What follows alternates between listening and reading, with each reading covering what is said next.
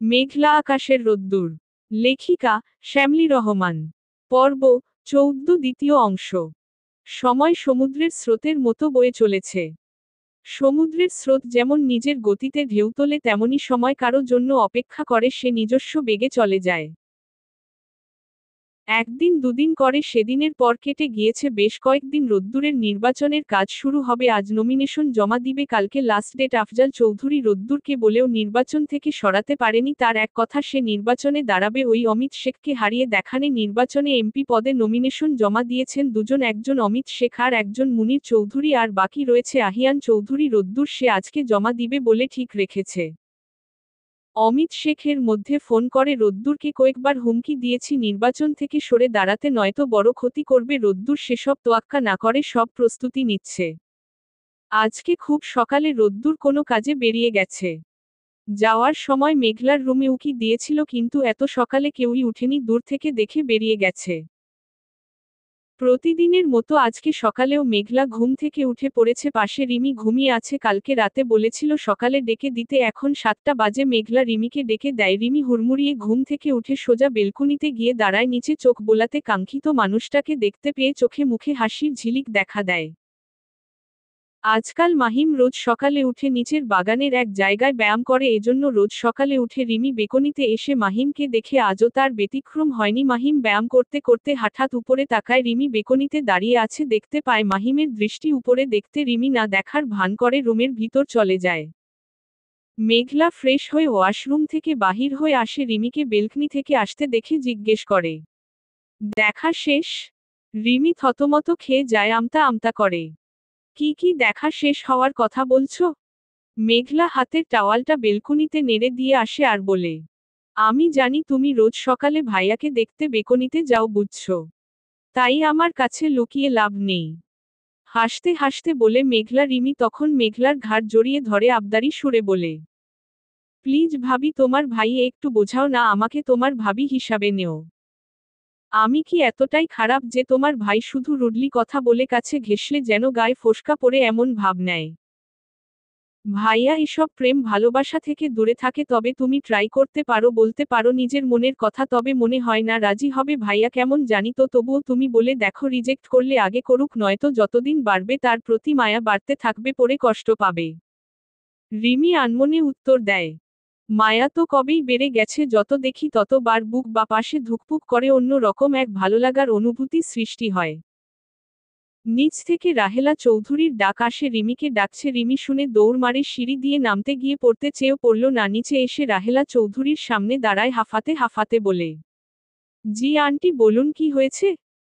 দেখো তো তোমার ভাইয়ের ফোনে কে যেন বারবার ফোন দিচ্ছে, কে জানি, আমি তো ধরতে পারছি না। তুমি বরং রাজকে ফোনটা দিয়ে আসো, দরকারি ফোন কলও হতে পারে। ও মাহিমের কাছে বাগানে গেল একটু আগে, হয়তো ভুলে রেখে গেছে, এখানে বসেছিল। রিমি ফোনটা হাতে নেয়। ফোনের স্ক্রিনে প্রিয়তমা নামে সেভ করা নাম্বার থেকে 12টা মিস কল উঠে আছে। রিমির চোখ কপালে। ভাইয়ার প্রিয়তমা আবার কবে হলো? কে এই মেয়ে? লক জানলে নাম্বারটা দেখতে পেত, তবে দরকার কি, একদিন জানতে পারবো। সবাই তার প্রিয়তমাকে পেয়ে যাক, আমি শুধু তাকিয়ে থাকবো তার দিকে আজন্মকাল। রিমি রাজকে খুঁজতে বাগানে যায়। মাহিম যেখানে ছিল সেখানে গিয়ে দেখে মাহিম একা দাঁড়িয়ে ফোনে কিছু করছে বা দেখছে। আশেপাশে রাজ কোথাও নেই, তাই রিমি কোনো শব্দ না করে চলে আসছিল। তখন গম্ভীর কণ্ঠ ভেসে আসলো, দাঁড়াও, তোমার সাথে কিছু কথা আছে। রিমি থমকে দাঁড়ায়। মাহিম এগিয়ে আসে, ফোনটা রিমির সামনে ধরে বলে, এটা কার আইডি জানো? রিমি নিজের ফেক আইডি দেখে ভড়কে যায়, গলা শুকিয়ে আসে। এবার কি বলবে? আর ওকে জিজ্ঞেস করার মানে কি? উনি কি বুঝতে পেরেছেন আমারই আইডি? কালকে এই আইডিটা খুলেছিল, প্রেম নিবেদন করেছিল। মাহিম দেখে কিছু বলেনি। রিমির উত্তর না পেয়ে মাহিম আবারও জিজ্ঞেস করে, জানো কার আইডি? রিমি থতমত হয়ে উত্তর দেয়, জি আমি চিনি না। আজব, আমি কিভাবে বলবো এটা কার আইডি? আমাকেই বা জিজ্ঞেস করছেন কেন? আরে তুমি তোতলাচ্ছ কেন? আমি তোমাকে শুধু জিজ্ঞেস করেছি চিনো নাকি, এতে তোতলানোর কি আছে, আর ভয় পাওয়ারই বাকি আছে বলো। রিমি এবার একটু জোর গলায় বলল, যাতে সন্দেহ না হয়। আমি তোতলাইনি, আপনি এমন ভাবে জিজ্ঞেস করছেন যেন এটা আমরি আইডি। তাহলে বলছো তোমার না? রিমি ঝটপট উত্তর দেয়, না আমার না। বলে বাসার ভিতরে আসতে নেয়, কিন্তু মাহিমের কথা শুনে রিমির পা থেমে যায়। মাহিমের নির্বিকার কথা। আমাবস্যার রাতের আকাশে যেমন চাঁদের অস্তিত্ব দেখা যায় না, তেমনি আমার এই প্রেমহীন হৃদয় আর কারো জন্য ভালোবাসার উদয় হবে না। রিমি পিছন ফিরে চায়, শান্ত চাহনিতে মাহিমের দিকে তাকায়, কিছু একটা ভেবে মাহিমকে জবাব দেয়। আমাবস্যা রাত পেরিয়ে কিন্তু জোছনার রাতের আগমনও হয়। চাঁদ তারাদেরও দেখা মিলে আকাশ হয়ে ওঠে আলোময়। তেমনি করে প্রেমহীন হৃদয় কারো জন্য ভালোবাসার উদয় হবে। শুধু প্রয়োজন আপনার সঙ্গ, আপনাকে এখনই ভালোবাসতে হবে না। আমি তো বাসি, আপনি না হয় পরে বাসবেন। মাহিম নিঃশব্দে হাসে, হাতে থাকা ফোনটা পকেটে রেখে উত্তর দেয়। উক্তিতে তুমি বড় পারদর্শী দেখছি, তবে আধার হৃদয় কারো জন্য ভালোবাসার আলো ছিল কিন্তু না অনসাইড। বুঝতে পারলাম, প্রপোজ করতে গিয়ে জানতে পেরে সরে আসলাম। হাতের লাল গোলাপটা ছুঁড়ে ফেলেছিলাম ডাস্টবিনে, তারপর থেকে আর কখনো লাল গোলাপ হাতে নেইনি, আর নেওয়ার কথা ভাবিনি। তুমি আমার পিছন ছেড়ে দেও, মরীচিকার পিছনে ছুটে লাভ নেই, কিছু পাবে না। আমি চাই না তুমি কষ্ট পাও, এজন্য বলে দিলাম। মাহিম বাসার ভিতরে যেতে নেয় রিমি বলে। কষ্ট আমি তো রোজ পাই, আজকে থেকে আরো বেশি পাবো। আপনি কাউকে ভালোবেসে পাননি, সে অন্য কাউকে ভালোবেসেছে। কি আজব দুনিয়া, তাই না? আপনি যাকে ভালোবাসেন সে অন্য কাউকে ভালোবাসে, আর আমি আপনাকে ভালোবাসি। সবটা কেমন শৃঙ্খলের মতো হয়ে গেছে। ভালোবাসা সেখানে প্রকাশ করো যে মূল্য দিতে জানে, কিন্তু আমি তোমার ভালোবাসার মূল্য দিতে পারবো না, বলে মাহিম বাসার ভিতরে চলে যায়।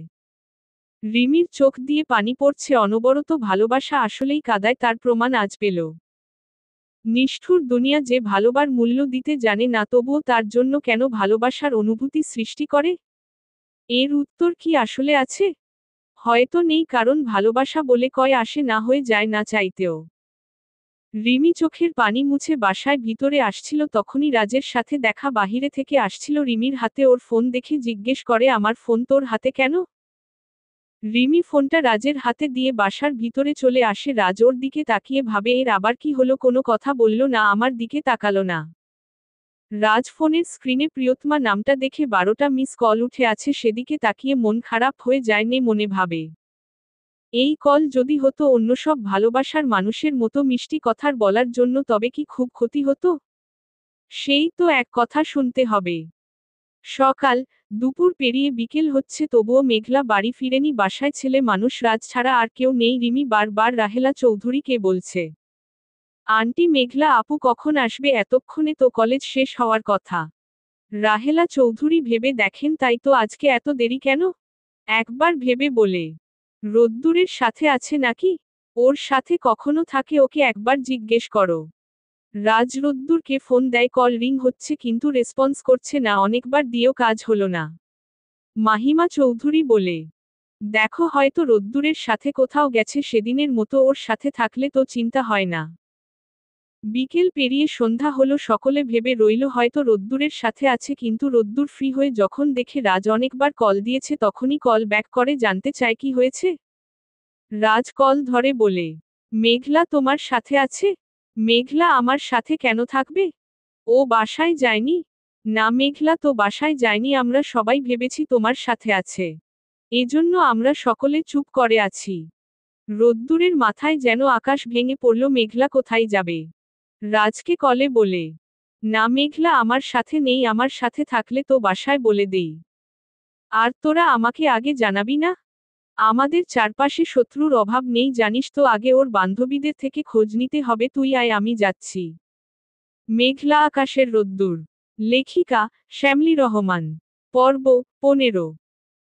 রোদ্দুর মেঘলার নিখোঁজ হওয়ায় পাগল, প্রায় ওখানে এখানে ছুটে চলেছে ওর সব বান্ধবীদের বাসায় খোঁজ নেওয়া শেষ, কোথাও মেঘলা নেই। কি করবে বুঝতে পারছে না। মাহিম আর রাজও খুঁজতে বাহির হয়েছে। আলিফ চৌধুরী ও আফজাল চৌধুরী পুলিশে কমপ্লেন করতে গেছিল। পুলিশ 24 ঘন্টা না হলে কেস নিতে পারবে না, তবে রোদ্দুর বন্ধু সে আশ্বাস দেয় যথাসাধ্য চেষ্টা করবে।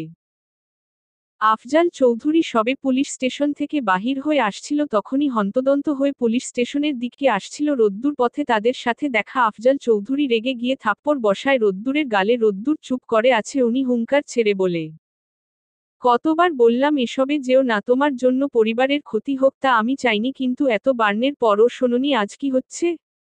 মেঘলা কিছু হলে তার দায় কে নিবে তুমি?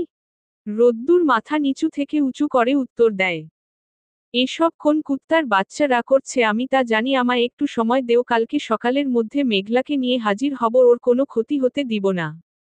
যদি ফিরি ওকে নিয়ে ফিরব, নয়তো আমিও আর ফিরব না। কথাগুলো বলে রোদ্দুর পুলিশ স্টেশনের ভিতরে গেল। আলিফ চৌধুরী মেয়ের জন্য চিন্তায় বিভোর, কি করবে বুঝতে পারছে না। আফজাল চৌধুরী একা কিছুটা দূরে গিয়ে কাউকে ফোন করে। মাহিম আর রাজরিন্তি, অবন্তিকার সাথী সকলের বাসায় যায়, জিজ্ঞেস করে কলেজে কখনো কি কারো সাথে ঝামেলা হয়েছিল। ওরা অনেক ভেবে একজনের নাম বলে অনিক, তার বাবা-মার নাম কি তা জানে না। রাজ আর মাহিম এই খবর রোদ্দুরকে জানায়।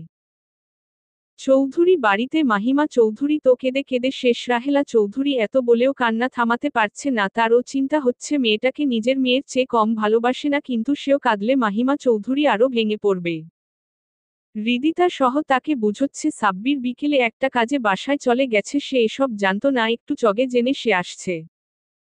এদিকে রোদ্দুর তার বন্ধু আরিফের সাথে কথা বলে শাহিনকে ফোন দিয়ে খোঁজ নিতে বলে মেঘলার কলেজের অনিক আর অমিত শেখের ফুফাতো ভাই অনিক কি নাকি আলাদা, এই খবর আমার 20 মিনিটের মধ্যে চাই। মাহিম, রাজ, রোদ্দুর একসাথে হয়েছে রাস্তার পাশে শাহিনের জন্য অপেক্ষা করছে। মাহিম বোনকে হারানোর ভয়ে অবস্থা খারাপ, রোদ্দুরের ভিতরে উলটপালট হয়ে গেল, সবার সামনে নিজের স্থির রাখার চেষ্টা করছে। আর এই সময় অস্থির হলে চলবে না, ঠান্ডা মাথায় ভাবতে হবে। শাহিন বাইক নিয়ে এলো, সাথে আরও একজন বাইক থেকে নেমে রোদ্দুরের সামনে আসে। রোদ্দুর অস্থির হয়ে জানতে চায় কি তথ্য। খোঁজ পেয়েছি মেঘলার কলেজের অনিক আর অমিত শেখের ভাই অনিক শেখ। একই তোর সন্দেহ ঠিক, হয়তো সে কিছু করেছে, অমিত শেখও এর সাথে জড়িত থাকতে পারে। রোদ্দুর কিছু ভাবছে, তখনই তার ফোনে কল আসে। অচেনা নাম্বার দেখে ধরতে না চেয়েও ধরে, যদি দরকারি হয়। ফোন ধরতে বিদঘুটে হাসির শব্দ আসে, হাসতে হাসতে ব্যক্তিটি বলে, মিস্টার আহিয়ান চৌধুরী। রোদ্দুর, আমাকে চিনতে পেরেছেন? রোদ্দুরকে বলতো না দিয়ে নিজে বলে, আমি অমিত শেখ, আপনার প্রতিদ্বন্দ্বী, সাথে আপনার শুভাকাঙ্ক্ষী। ও আজ এজন্য একটা খবর দিতে ফোন করতাম। রোদ্দুর মুখের আদল পরিবর্তন হলো, শক্ত কণ্ঠে প্রশ্ন করল, মেঘলা কোথায়? আরে আপনি তো বেশ ইন্টেলিজেন্ট না, বলগে বুঝে গেলেন। তোর ফালতু কথা শোনার টাইম নেই, তাড়াতাড়ি বল মেঘলা কোথায়। গলা নামিয়ে কথা বল। মেঘলার জায়গা মতো আছে, কালকে নমিনেশন জমা দেওয়ার লাস্ট ডেট। তুই কালকে নমিনেশন জমা দিবি না, তাহলে মেঘলা বাড়ি ফিরবে ঠিকঠাক, আর নয়তো তার লাশও খুঁজে পাবি না। মেঘলার কিছু হলে তোকে শেষ করে ফেলবো জানোয়ার। ইসস, কানটা ঝালাফালা করে দিলি, এত চড়ে চিল্লাস না। অনিক ঠিকই বলেছিল, কলিজায় হাত দিলে ঠিকই টান লাগবে। তবে ভাই বলল দিলওয়ালি নাকি হেব্বি সুন্দরী। বলে হাসতে লাগলো, তারপর আবার বলে, দিলওয়ালিকে ঠিক মতো ফিরে পেতে চাইলে নির্বাচন করার কথা ভুলে যা, নমিনেশন জমা দিবি না তাহলে মেঘলা বাড়ি ফিরে যাবে, যা কথা দিলাম। এই অমিত শেখ খারাপ হতে পারে, কিন্তু কথার খেলাপ করবে না। অমিত কল কেটে দিয়েছে। রোদ্দুরের গা রাগে রি রি করছে। মাহিম, রাজ, শাহিন সকলে সবকিছু শুনল। মাহিম হন্তদন্ত হয়ে বলল, এখন কি করব? রোদ্দুর অমিতের নাম্বারটা আরিফকে পাঠায় ট্রেক করতে, কার সাথে কথা বলছে, কি কথা হচ্ছে সেসব খোঁজ নিতে। রোদ্দুর মাহিমকে আশ্বাস দিয়ে বলে, জান থাকতে তোর বোনের ক্ষতি হতে দিব না, তার জন্য যদি নির্বাচন ছাড়তে হয় ছাড়ব। মেঘলার প্রাণের চেয়ে বেশি কিছু নয় আমার কাছে, তবে চেষ্টার কমতি রাখব না। আজকে রাত আছে, যে করে হোক খুঁজে বাহির করতে হবে, না পেলে তখন তাদের কাছে নত হব, তার আগে নয়। আরিফ কি বলে শুনি, আর এখন এক জায়গায় যেতে হবে, একজন একটা নিউজ দিল, তাড়াতাড়ি চল। আর শাহিন, তুই বাসায় যা, দরকার লাগলে বলবো। রাজ, রোদ্দুর আর মাহিম বাইক নিয়ে চলল, একটা নাইট ক্লাবের সামনে দাঁড়ালো। তখন আরিফ ফোন করে বলল, সরি দোস্ত, অমিত শেখের ফোন দিয়ে কাউকে কল করা হয়নি, শুধু তোর নাম্বারে কল গেছে। আমার মনে হচ্ছে এটা নতুন নাম্বার, আর তোকে ফোন করার জন্য কিনেছিল, হয়তো সে টের পেয়েছিল তুই এমন কিছু করতে পারিস। ঠিক আছে, আমি দেখছি বলে ফোনটা রাখলো। রোদ্দুরের মুখে চিন্তার চাপ, মনে তার ঝড় বয়ে যাচ্ছে। যদি মেঘলার কিছু হয়ে যায়, ও নিজে শেষ হয়ে যাবে। কি বলল আরিফ?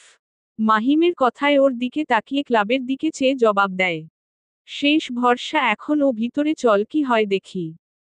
ওরা তিনজনে ভিতরে যায়। নাইট ক্লাবে অনেক ছেলে মেয়ে নেশাগ্রস্ত অবস্থায় নেচে চলেছে, কেউ আবার বসে দেখছে নেশা করছে। এমন জায়গায় কেউ আসে? রাজের প্রশ্নের উত্তর দেয় রোদ্দুর, শখে আসিনি কখনো, তবে তার জন্য আসতে হচ্ছে, আর তার জন্য সব করতে পারি। রোদ্দুর চারদিকে চোখ বুলায়, কাঙ্ক্ষিত মানুষকে দেখতে পেয়ে ফোন বাহির ছবির সাথে মেলায় সঠিক জনকে পেয়ে গেছে। তিনজনে মেয়েটার সামনে দাঁড়ায়। মেয়েটি নেশাগ্রস্ত অবস্থায় বসেছিল ওদেরকে দেখে বলে, হেই বেবি চলো ডান্স করব। রাজ বলে, তোর ডান্স রাখো। রোদ্দুরের সোজাসাপটা কথা, আপনি অনিকের গার্লফ্রেন্ড রাইট? অনিক কোথায় আপনি জানেন? মেয়েটি হাতের মদের গ্লাসটা রাখে, চোখ ঘষে সামনের ব্যক্তিগুলোর দিকে তাকিয়ে তারপর বলে, আপনারা কারা? আর অনিকের খোঁজ করছেন কেন? আমরা তার বন্ধু, তাকে ফোনে পাচ্ছি না, তাই আপনার কাছে খোঁজ নিতে আসলাম। মেয়েটির উত্তর, আমার বেবি কোথায় কাউকে বলতে মানা করেছে, আমি বলবো না। রাজ মেয়েটির সামনে বলে সুন্দর করে জিজ্ঞেস করল, আপনি বললে আমি আপনার সাথে ডান্স করব। সত্যি? হ্যাঁ সত্যি। কিন্তু অনিক জানলে বকবে, আমি বলবো ও তো ওদের বাগান বাড়িতে আছে যেখানের খবর কেউ জানে না। রোদ্দুর চট করে বসে পড়ল, জিজ্ঞেস করল, কোন বাগান বাড়ি? মেয়েটি নেশায় বুঁদ হয়ে আছে, মাথা ঝিমাতে ঝিমাতে বলল, জঙ্গলের মধ্যের গোপন বাগান বাড়ি। কথা বলতে বলতে টেবিলে ঢলে পড়ল মেয়েটি, কয়েকবার ডাকলেও সাড়া দিল না। তিনজন ক্লাব থেকে বাহির হয়েছে। রোদ্দুর ভাবছে, কোন গোপন বাগান বাড়ি হতে পারে? ওদের তো অনেকগুলো বাংলো আছে। মাহিম পাশ থেকে বলে উঠে, রাখলে নিশ্চয়ই সবচেয়ে গোপন জায়গায় রাখবে, যেখানে সহজে যাওয়া যাবে না। তা ঠিক, কিন্তু আমাদের খুঁজে বাহির করতে হবে, পৌঁছাতে হবে মেঘলার কাছে, ওকে উদ্ধার করতে হবে, তারপর দেখবি ও জানোয়ারগুলোকে কিভাবে শাস্তি দেই। ইচ্ছে করছে হাতের কাছে পেলে খুন করে ফেলতাম এখনই। মাথা ঠান্ডা কর, এখন ভাবতে হবে কোথায় খুঁজব। রোদ্দুর ওদের দুজনকে বলে, দাঁড়া 2 মিনিট, আমি একটু আসছি বলে আবার ক্লাবে ঢুকে পড়ে কিছু সময় পর আবার বাহির হয়, কাউকে ফোন করে কিছু জানায়। মাহিম জিজ্ঞেস করে, ভিতরে কি করতে গেছিলি? একটা কাজে গেছিলাম, সেটা যদি কাজে লেগে যায় তাহলে ভাগ্য ভালো, এখন তাড়াতাড়ি চল। কোথায় যাব? আরিফের বাসায়। বাইক নিয়ে তিনজনে আরিফের বাসায় যায়। এখন তো পুলিশ স্টেশন বন্ধ, সে কারণে বাসায় যাওয়া। এখন রাত 1টা বাজে, রাস্তাঘাট ফাঁকা, এত রাতে কারো বাসায় আসা কেমন দেখায়। আরিফের মা বাবা ঘুমিয়ে গেছে, ও নিজে দরজা খুলে বাহির হয়ে আসে হাসি মুখে বলে, কাজ হয়ে গেছে, সঠিক নিশানা পেয়ে গেছি, এখন চল আমিও তোদের সাথে যাব। আরিফের কথায় রোদ্দুরে মুখে কিঞ্চিত হাসি দেখা দিলেও পরক্ষণে আবার তামিউয়ে যায়, এই ভেবে যদি মেঘলার সাথে খারাপ কিছু হয়।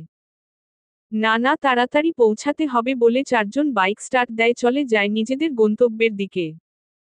মেঘলা অচেতন অবস্থায় পড়ে আছে এক অন্ধকার ঘরে। 11 ঘন্টা পর ওর জ্ঞান ফিরে, চোখ খুলতে পুরো অন্ধকার দেখতে পায়। এই কোথায় এলাম?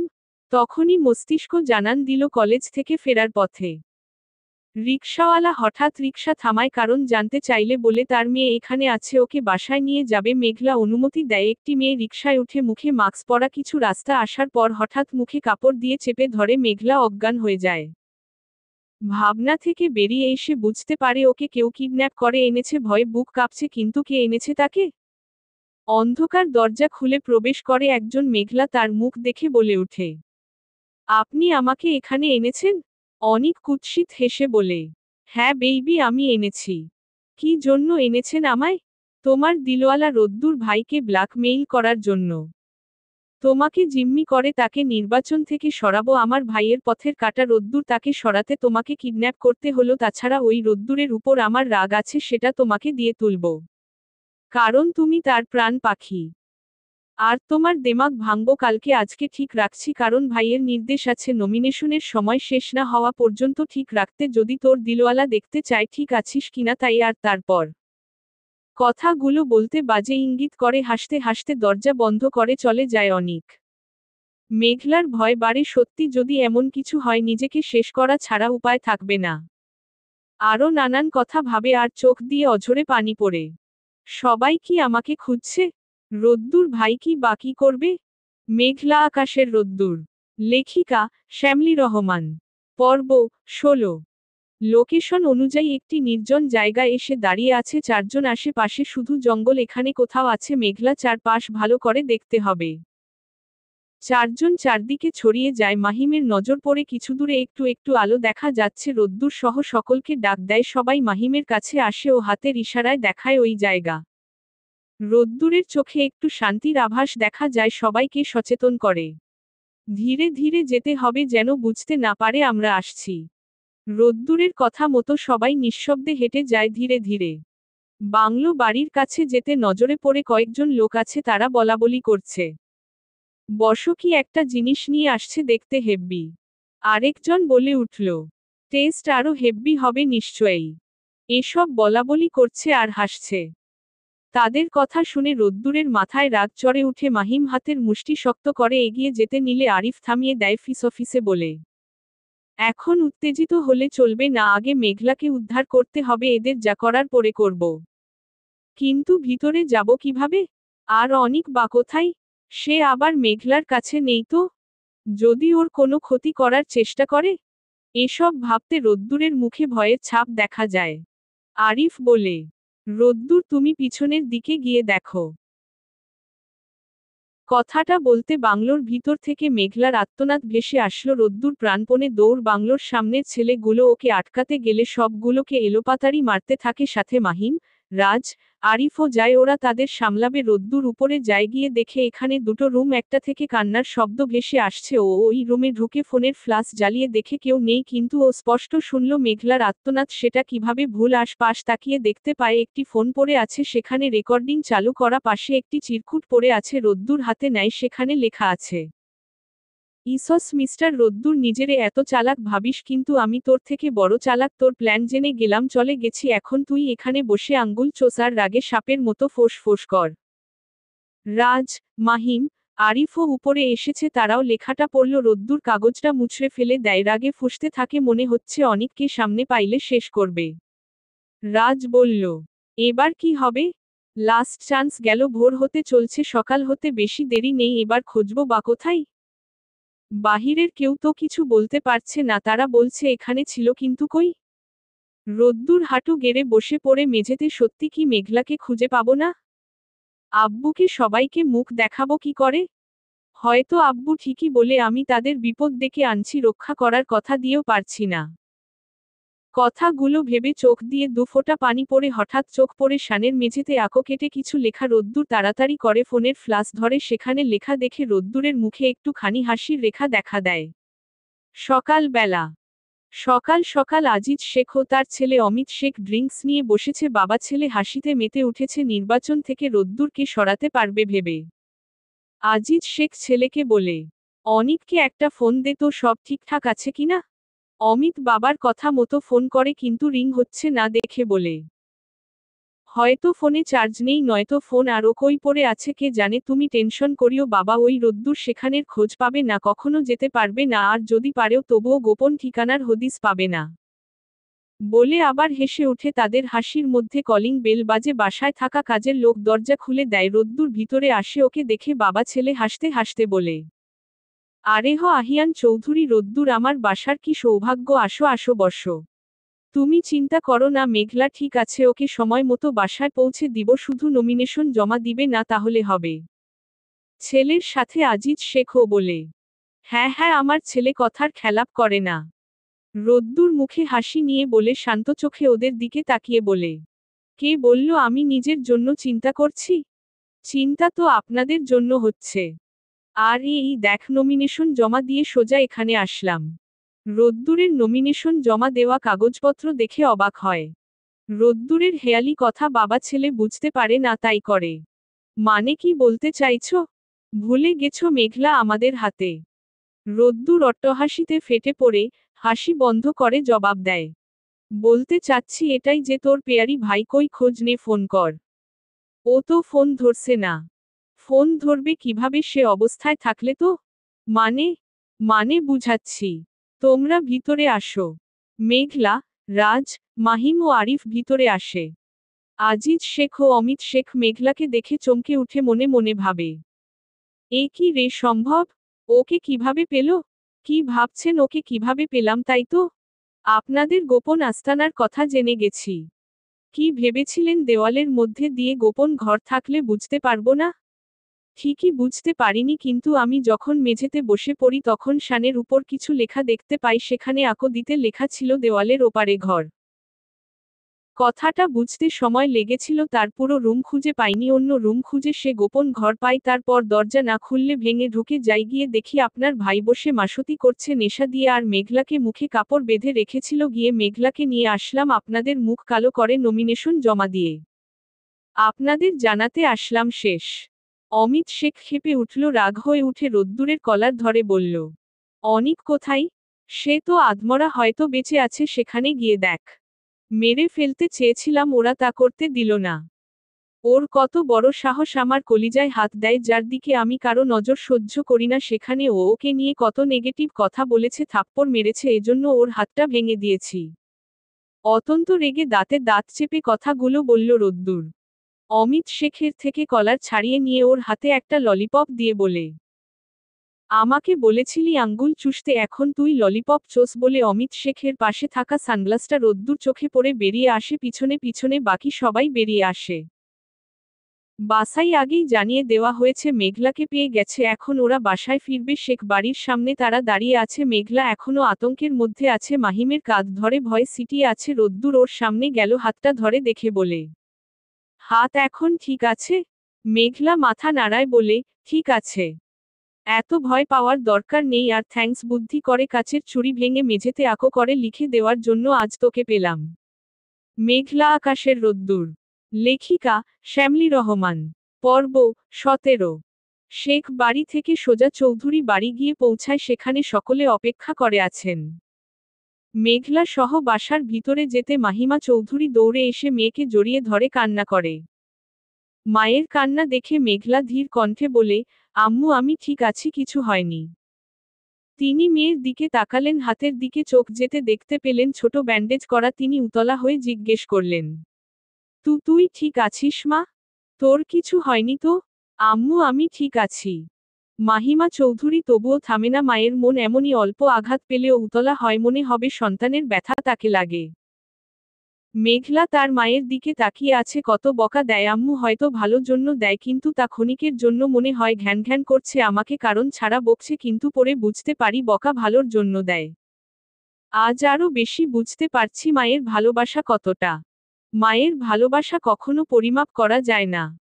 মায়ের ভালোবাসা পানির মতো স্বচ্ছ, মধুর মতোই মিষ্টি। নদীর পানির শুকিয়ে গেলেও মায়ের ভালোবাসা কখনোই শেষ হয় না। আলিফ চৌধুরী এগিয়ে আসেন, মেয়েকে দেখে শান্তি পান, মেঘলার মাথায় হাত বুলিয়ে দেয়। রাহেলা চৌধুরী ও মেয়ের মতো আগলে নেয়। হৃদিতা, রিমি মেঘলাকে নিয়ে সোফায় বসায়। রাহেলা চৌধুরী এক গ্লাস পানি এনে দেয়, মেঘলা এক ঢোকে খেয়ে ফেলে, তার মধ্যে সেই সময়টা গেঁথে আছে অন্ধকারে, সে প্রচণ্ড ভয় পেত। সবাই যখন মেঘলাকে নিয়ে ব্যস্ত, রোদ্দুর এগিয়ে যায় সামনে দাঁড়িয়ে থাকা আফজাল চৌধুরীর সামনে। মাথা উঁচু করে ঠোঁটে শুষ্ক হাসি নিয়ে বলে, আমি আমার কথা রেখেছি, মেঘলাকে সুস্থ অবস্থায় বাসায় এনেছি, আনছি। হাতে একটু কেটে গেছে, চুরি লেগে, আর একটু ভয় পেয়ে আছে, তাছাড়া ও ঠিক আছে। আফজাল চৌধুরী ছেলের দিকে তাকিয়ে প্রশ্ন করলেন, আজকের মতো কালকেও ঘটবে না, তার গ্যারান্টি কি? কালকে যদি আবার ওরা ক্ষতি করার চেষ্টা করে? আজকের মতো কালকেও রক্ষা করব। তুমি রাজনীতি থেকে সরে আসবে না? রোদ্দুরের নির্লিপ্ত উত্তর, সম্ভব নয়। ছাড়ার হলে আজকে ছাড়তাম, ভয় পেয়ে সিটিয়ে যেতাম, আজ যখন যাইনি তাহলে আর যাব না। আমি রাজনীতি করব, নমিনেশন জমা দিয়ে এসেছি, ওই অমিত শেখকে হারিয়ে বুঝিয়ে দিব চৌধুরী বাড়ির মানুষ রাজনীতি করতে পারে, মাঠে তারা আসতে পারে। ওদের বার বেড়েছে, তা শেষ করা উচিত। আজকের পর তারা আরও ক্ষেপে থাকবে, তোমার উপর টার্গেট করবে। আমি ভয় পাই না। আমার বিশ্বাস আছে তাদের মোকাবিলা করতে পারবো, শুধু দেখে যান কি হয় শেষ পর্যন্ত। আফজাল চৌধুরী ছেলের কথার যুক্তির কাছে হেরে যায়। উনার মধ্যে ভয় কাজ করে, ছেলের যদি কিছু হয়। আজ মেঘলাকে পেয়েছে, কাল যদি আবার কিছু ঘটে? না, আমাকে কিছু ভাবতে হবে। অনিক বাংলো বাড়িতে পড়েছিল, পরে তার লোকেরা হসপিটালে এনে ভর্তি করে, ওর অবস্থা খারাপ, মেরে হাতটা ভেঙে গেছে। আজিজ শেখ ও অমিত শেখ হসপিটালে যায়, অনেকের সাথে কথা বলে সকল বিষয় শুনে প্রচণ্ড রেগে যায়। অনিত শেখ রাগান্বিত কণ্ঠে দাঁতে দাঁত চেপে ধরে বলে, পরের খেলা আরও ভয়ানক হবে, তার জন্য তৈরি হ আহিয়ান চৌধুরী। রোদ্দুর এবারে তোকে শেষ করব। তোর পাখা গেজেছে, তা ছেটে দিতে হবে। পিপিলিকার পাখা গজায় মরিবার তরে, এই কথাটা সত্য, এবার ওর হাল তাই করতে হবে। আজিজ শেখ ছেলের সাথে যোগ দিয়ে এই কথা বলেন। মেঘলার আসার খবর শুনে সাথে সাথে অবন্তিকা, রিন্তি ও সাথী চলে আসে। মেঘলা রুমে ছিল, সাথী আগে দিয়ে জড়িয়ে ধরল, পরপর রিন্তি অবন্তিকা ঘিরে ধরে। রুমের মধ্যে আপাতত রোদ্দুর, রিমি আর রাজ ছিল। ওর বান্ধবীরা আসলে মেঘাকে হাসানোর চেষ্টা করে। তারা একটু সফল হয়, বিশেষ করে রিন্তির হাসি কন্টেন্ট শুনে একটু হেসে দেয়। সাথী মাথা তুলে তাকাতে রাজের দিকে নজর পড়ে ও সাথীর দিকে তাকিয়েছিল, কিন্তু সাথী তাকাতেই রাজ চোখ ফিরিয়ে নেয়। রোদ্দুরকে বলে একটু কাজ আছে, আসছি বলে বাহির হয়ে যায়। সাথী একটা বাহানা দিয়ে রুম থেকে বাহির হয়, রাজের সাথে কথা বলতে হবে। এজন্য সাথী এক প্রকার তাড়াহুড়ো করে বাহির হলো। রাজ সবে দরজা পেরিয়ে নিজের রুমের দিকে যাচ্ছিল, তখনই পিছন থেকে সাথীর ডাকে ওর পা থেমে যায়। সাথী এগিয়ে গিয়ে জিজ্ঞেস করে, আপনি সেদিনের পর থেকে আর ফোন ধরছেন না কেন? আপনি কি আমায় এড়িয়ে যাচ্ছেন? রাজ পিছনে ঘুরে সাথীর প্রশ্নের জবাব দেয়, কেন ধরছি না তা আপনি ভালো করে জানেন। আপনাকে এড়িয়ে গেলে তো আপনি খুশি, তাহলে প্রশ্ন করছেন কেন? আসলে সরি, সেদিন অতিরিক্ত বলে ফেলেছি।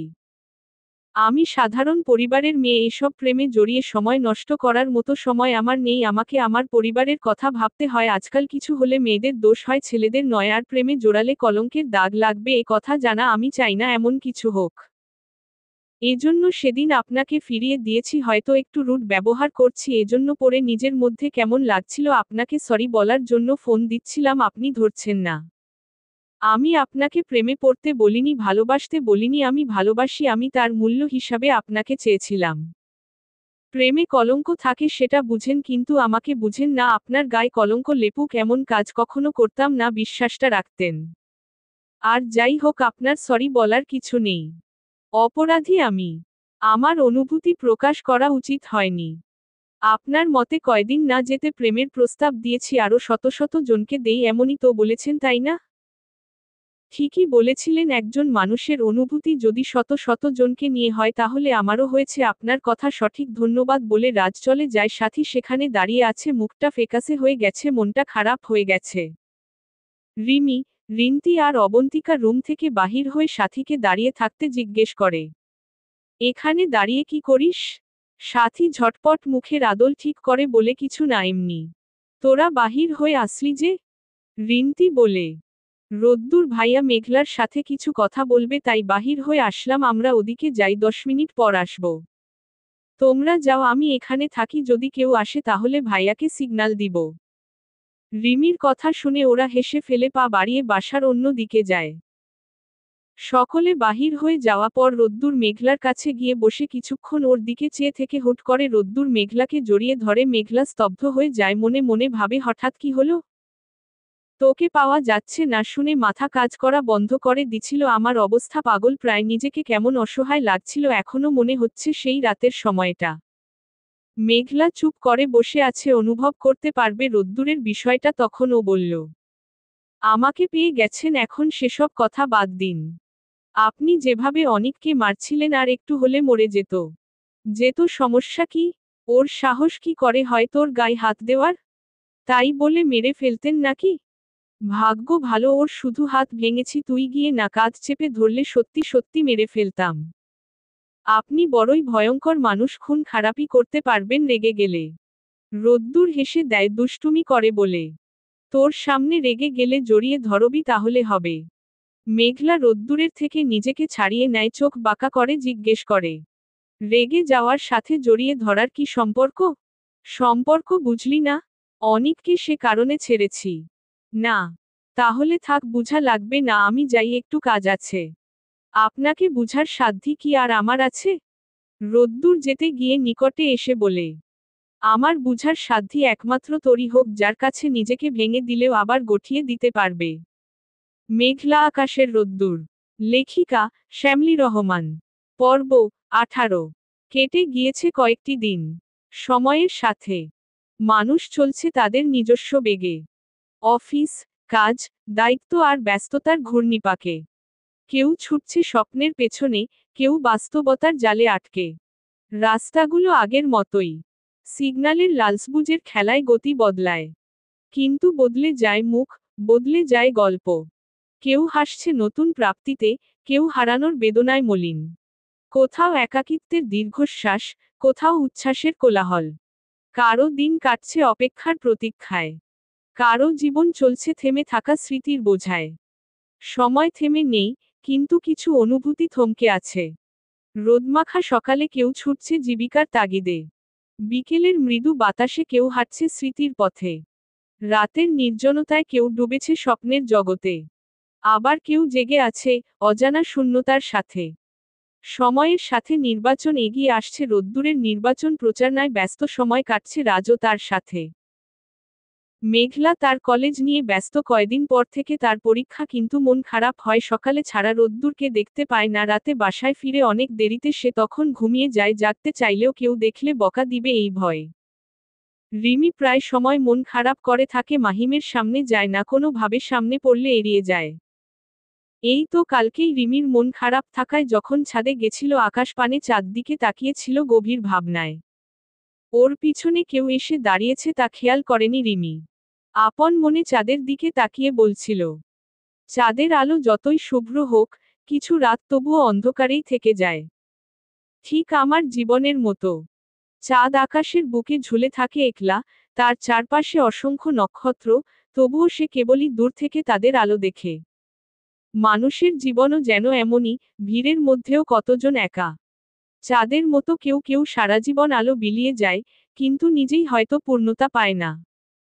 কেউ কেউ ঠিক অমাবস্যার চাঁদের মতো, ধীরে ধীরে হারিয়ে যেতে থাকে, আর কেউ টুকরো টুকরো বাঁকা চাঁদের মতো, অসম্পূর্ণ ভালোবাসার মতো। চাঁদ যেমন আকাশ ছেড়ে আসে না, কিছু স্মৃতিও তেমন হৃদয় ছেড়ে যায় না। কিছু অপেক্ষা চিরকালীন, কিছু ব্যথা শাশ্বত। চাঁদের দিকে তাকালে মনে হয়, কিছু ভালোবাসা হয়তো পূর্ণিমার মতো উজ্জ্বল হতে পারত, কিন্তু কপালে ছিল চিরস্থায়ী অমাবস্যা। সে অমাবস্যা নিয়ে জীবন কাটাতে হবে। রিমির অনমনে বলা কথাগুলো শুনে পিছনে থেকে বলে ওঠে, চাঁদকে একা ভেবো না, সে তো আকাশের সবচেয়ে ধৈর্যশীল প্রেমিক। প্রতিদিন সূর্যের জন্য অপেক্ষা করে, তবু কখনো অভিযোগ করে না। তার আলো হয়তো ধার করা, তবুও সে অন্ধকারকে আলোয় ভরিয়ে দেয়।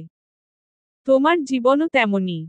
কিছু শূন্যতা থাকবে, কিছু অপেক্ষা অসমাপ্ত থেকে যাবে, কিন্তু তাতেই কি সব শেষ? চাঁদের মতো তুমি জ্বলতে থাকো, ভালোবাসতে থাকো, কারণ রাত যতই গভীর হোক, একসময় ভোর আসবেই। যদি একদিন মনে হয় তুমি একা, তাহলে আকাশের দিকে তাকাও। দেখবে, চাঁদও একা থাকে, তবুও সে পুরো আকাশকে আপন করে নেয়। তোমার জীবনও ঠিক তেমনই, কারো জন্য তুমি পুরো পৃথিবী। রিমি পিছনে ঘুরে দেখে কথাগুলো মেঘলা বলছে, তার পিছনে দাঁড়িয়ে আছে মাহিম।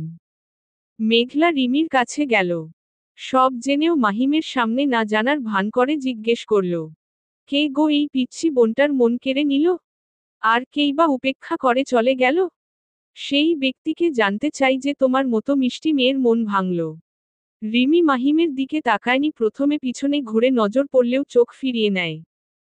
মুচকি হেসে মেঘলার প্রশ্নের জবাব দেয়, উপেক্ষা করার কারণ ছিল তাই করেছে। ভালোবাসা তো জোর করে হয় না, সেটা আমি বুঝিনি। আমি ছোট আবেগে গা ভাষায় তার বক্তব্য এমনই। তিনি আমার থেকে ভালো কাউকে ডিজার্ভ করেন, এটা আমার বোঝা উচিত ছিল। রিমির কথা শুনে মাহিম ফুলছে, ও বুঝতে পারছে তাকে খোঁটা দিয়ে কথাগুলো বলছে। মেঘলা থাকায় কিছু বলতে পারছে না। মেঘলা ভাইয়ের ফুলা মুখটা দেখে হাসি পাচ্ছে, মুখ চেপে হাসে, কিছু একটা মনে হতে বলে। রিমি তুমি আসো, আমি যাচ্ছি, চুলায় কফি পানির বসিয়ে দিয়ে এসেছি, পানি হয়তো কমে যাবে। বলে মেঘলা দৌড় দেয়। রিমি আর মাহিম একা ছাদে। রিমি ছাদ থেকে নেমে আসে, সিঁড়ির কাছে আসতে শুনতে পায়, আমি কি তোমাকে একবারও বলেছি আমি তোমার থেকে বেটার ডিজার্ভ করি? বলিনি তো, তাহলে বেশি বুঝো কেন? রিমি সিঁড়ি থেকে পিছন না ফিরেই উত্তর দেয়, আমার মনে হলো তাই বললাম, আর তাছাড়া সারাজীবন তো চিরকুমার থাকবেন না, কাউকে তো আনতে হবে, এজন্য বলেছি। বেশি বুঝা ভালো না। সব কিছু ভালো করে বলেছি, কি কারণ তবুও? হ্যাঁ, এজন্য তো দূরে আছি, সেদিনের পর আপনাকে আর কিছু বলছি। তাহলে মন খারাপ করে থাকো কেন? সেটা আপনাকে জানতে হবে না, আপনি আপনার মতো থাকেন। রিমি কথাগুলো বলে ছাদ থেকে নেমে যায়। মাহিম দাঁড়িয়ে থাকে, আকাশ পানে চেয়ে নিজেই নিজেকে প্রশ্ন করে, অনুভূতিরা এমন কেন? যার জন্য আমার অনুভূতি ছিল তার অনুভূতি অন্য কারো জন্য, আর যার অনুভূতি আমায় নিয়ে তাকে নিয়ে আমার অনুভূতি নেই। নেইটা সময় নিয়ে বলে আবার নিজেকে প্রশ্ন করে, আসলেই কি অনুভূতি নেই? তাহলে ওর মুখ ভার দেখলে ভালো লাগে না কেন? হয়তো খারাপ লাগা থেকে। এরকম শত প্রশ্ন নিজেকে করে আবার নিজেই উত্তর দেয় কিছু উত্তর খুঁজে।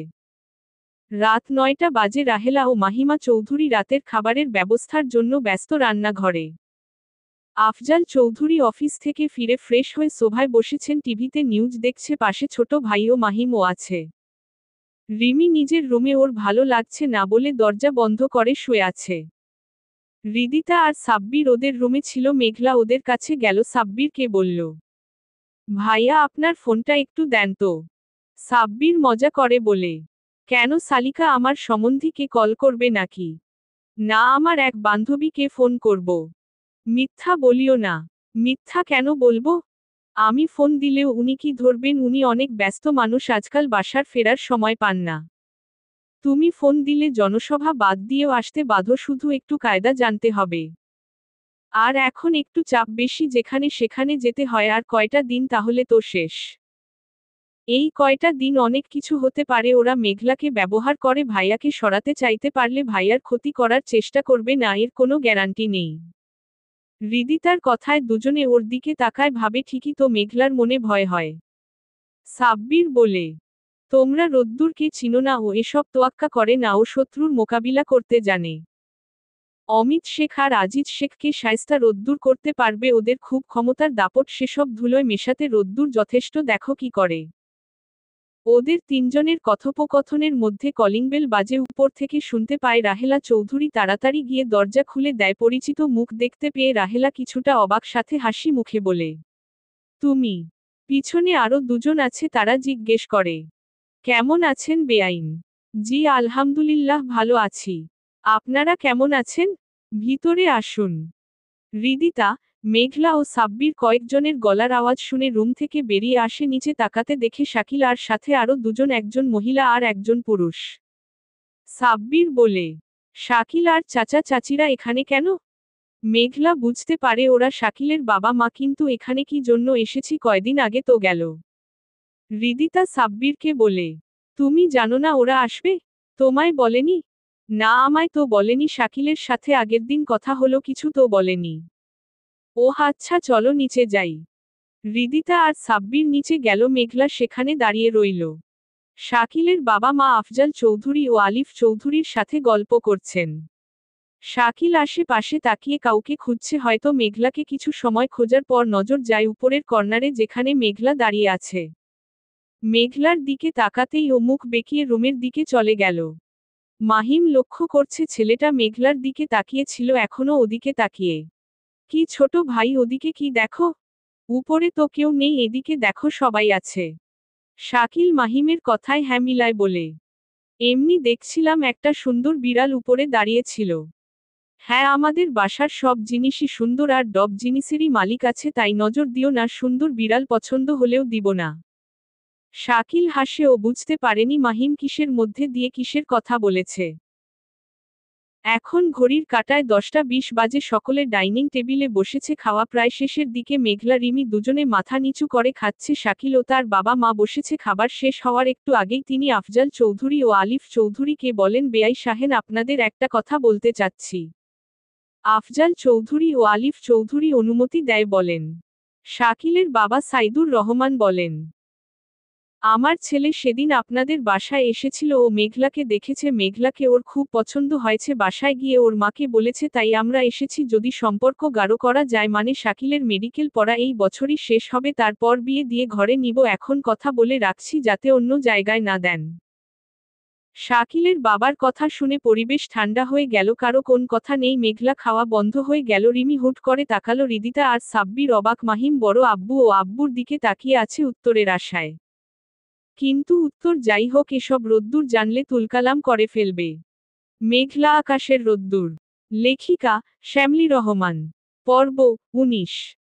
ঘড়ির কাঁটাতে যখন ঠিক 11টা বাজে, তখনই কলিং বেল বাজে। হৃদিতা গিয়ে দরজা খুলে দেয়। রোদ্দুর স্বাভাবিকভাবে বাড়ির ভিতরে আসে। জুতা খুলে সামনে তাকায়। সোফায় শাকিল সহ আরো দুজন মানুষকে দেখে ভ্রু কুঁচকে আসে।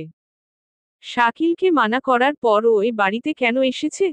আর সাথে ওনারা বাকারা? শাকিলকে দেখে রোদ্দুরের প্রচণ্ড রাগ উঠছে। আশেপাশে মেঘলা নেই, বাড়ির সকলে বসে আছে, কিছু নিয়ে কথা বলছে। মাহিমও দাঁড়িয়ে আছে, হৃদিতা ভাইয়ের দিকে তাকায়, চোখে মুখে রাগের আভাস দেখে বুঝতে পারে ঝড় উঠবে এখনই, মনে মনে বলে। রোদ্দুর শব্দ করে পা চালিয়ে ড্রয়িং রুমে উপস্থিত হয় যাতে সকলের নজর তার উপর পড়ে। তাই হলো রোদ্দুর মাহিম ও সাব্বিরের মুখের দিকে তাকিয়ে দেখে থমথমে অবস্থা, বুঝতে পারে কিছু ঝামেলা তো আছে, তাই সকলের উদ্দেশ্য জিজ্ঞেস করে, এখানে কি কোনো বিষয় নিয়ে আলোচনা চলছে?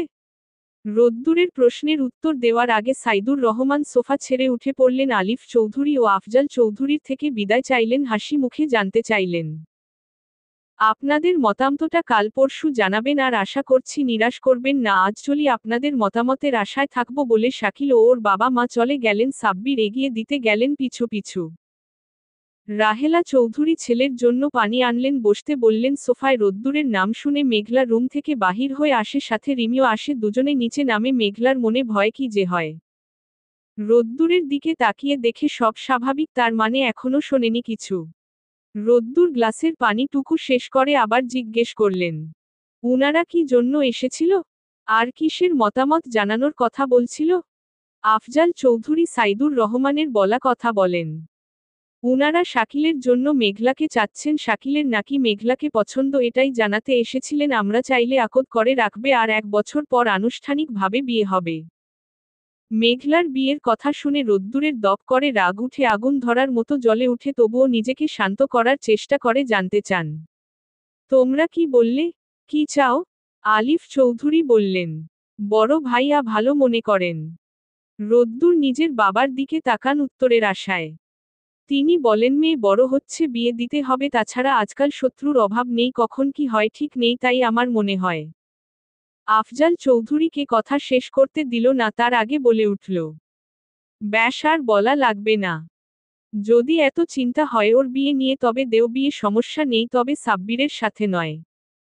আফজাল চৌধুরী জিজ্ঞাসু দৃষ্টিতে চেয়ে জানতে চান, তাহলে কার সাথে দিতে বলছো? রোদ্দুর গায়ের পাঞ্জাবিটা টেনে নেয়, হাতে থাকা গ্লাসটা রেখে নিজের বাবার খুব সামনে দাঁড়ায়, নীরব ভঙ্গিতে উত্তর দেয়, কেন আমার সাথে? রোদ্দুরের কথায় সকলে অবাক, শুধু যারা জানে তারা বাদে। মেঘলা ভয়ে ঢুকি গিলছে, কি হয় আল্লাহ জানে। রাহেলা চৌধুরী কিছুটা আঁচো করতে পেরেছিলেন ছেলের ব্যবহারে, তবে জিজ্ঞেস করেননি। মাহিমা চৌধুরী মুখ দেখে বোঝা যাচ্ছে সে অখুশি না, বরং খুশি। আলিফ চৌধুরী নিলিপ্ত। আফজাল চৌধুরী বসা থেকে উঠে পড়েন, সোজা সাপটা উত্তর দেন, তোমার জীবনের নিশ্চয়তা সেখানে মেঘলাকে তোমার হাতে দিব ভাবো কি করে? এই সম্ভব নয়, তাছাড়া মেঘলা তোমাকে দেখে ভয় পায়, ওকে এসব ঝামেলায় জড়াতে চাই না। কেন, রাজনীতি করলে সবাই মরে নাকি? এত ভয় জীবন চলে না আমার। যাই হোক, এইটুকু কথা দিতে পারবো, জীবন থাকতে মেঘলার কিছু হতে দিব না। আর মাস্ট ইম্পর্টেন্স হলো আমার সাথে মেঘলার বিয়ে দিতে হবে, সেটা ও না চাইলেও। যদিও ও চায় আপনারা জিজ্ঞেস করতে পারেন, তবে হ্যাঁ, বিয়ের কথা উঠেছে যখন বিয়ে আজই হবে, আর সেটা আমার সাথে। নয়তো কি করবে?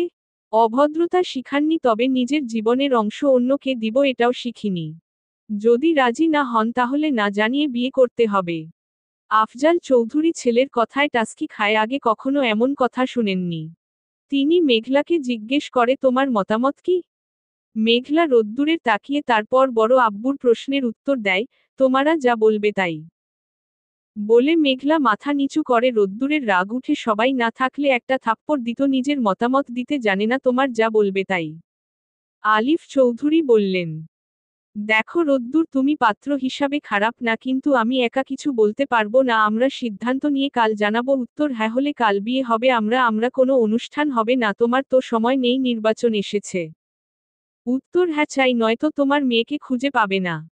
ঠিক আছে, কালকে সকাল পর্যন্ত সময় থাকলো সকালে। উত্তর, চাই, আর রাতে বিয়ে।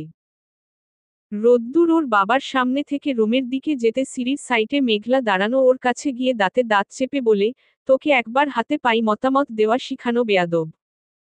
রোদ্দুর গমগমিয়ে উড়ে গেল। মেঘলা ভয় বাড়ল, কালকে না জানি কি হয়। আর রোদ্দুর ভাই হাতে পাইলে কি করবে?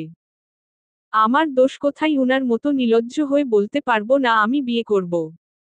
রাত অনেক হয়েছে, সবাই ঘুমাতে যাও। আফজাল চৌধুরীর কথায় সকলে নিজ নিজ রুমের দিকে যায়। রাহেলা চৌধুরী ও মাহিমা চৌধুরী দাঁড়িয়ে ছিলেন, তাদের কেউ বলেন, তোমরাও যাও, আমার কিছু কথা আছে আলিফের সাথে। দুই বউ মাথা ঝাঁকিয়ে চলে যায়। আফজাল চৌধুরী উপরে তাকিয়ে দেখলেন কেউ আছে কিনা।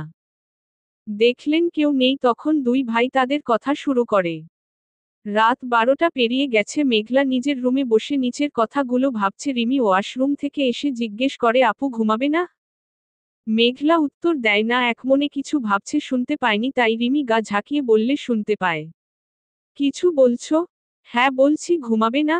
কি ভেবে যাচ্ছ, কার ভাবনায় ডুবে আছো? ভাবছি রোদ্দুর ভাইয়ের হাত থেকে কিভাবে বাঁচব। হি হি, আমি ভাইয়ার দিকে দেখছিলাম, রেগে গেছিল আর রুমে আসার সময় তোমাকে থ্রেট দিল।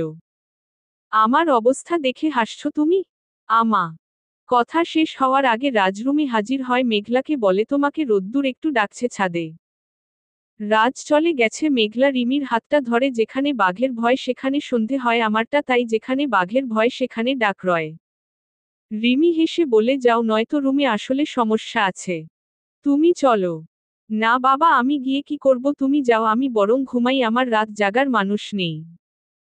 মেঘলা ভয়ে ভয়ে ছাদের দিকে এগিয়ে যাচ্ছে, ছাদের সিঁড়ির কাছে যেতে রাজের দেখা মেঘলাকে দেখে হেসে বলে, যাও, তোমার কপাল খারাপ আছে, রোদ্দুর যে রেগে আছে। রাজের কথা শুনে আরো ভয় বাড়তে থাকলো, পা পা করে ছাদের দরজায় পেরিয়ে পা রাখলো রোদ্দুরে, ছাদের কিনারায় দাঁড়িয়ে সামনের দিকে তাকিয়ে ছিল, কারো আসার শব্দ পেয়ে পিছনে তাকায়, মেঘলাকে দেখে হুট করে এসে মেঘলার হাত টান দিয়ে ছাদের কিনারায় এনে দাঁড় করায়, দাঁতে দাঁত চেপে বলে, এখন এখান থেকে ফেলে দিই? মেঘলা ভয় আমতা আমতা করে বলে, ফেলে দিবেন কেন? আমি কি করেছি? কি করেছিস জানিস না? নিচে কি সুন্দর বক্তব্য দিলি, তোমারা যা বলবে তাই, কেন নিজের মতামত জানাতে পারিস না? ভালোবাসিস সেটা মুখে বলতে কষ্ট লাগে? মেঘলা ঢুকি গিলে উত্তর দেয়, না মানে ভয় লাগে আব্বু, বড় আব্বুদের সামনে কিভাবে বলবো? আপনার মতো নির্লজ্জ তো আমি হতে পারবো না। ভালোবাসলে নির্লজ্জ বেহা হতে হয়।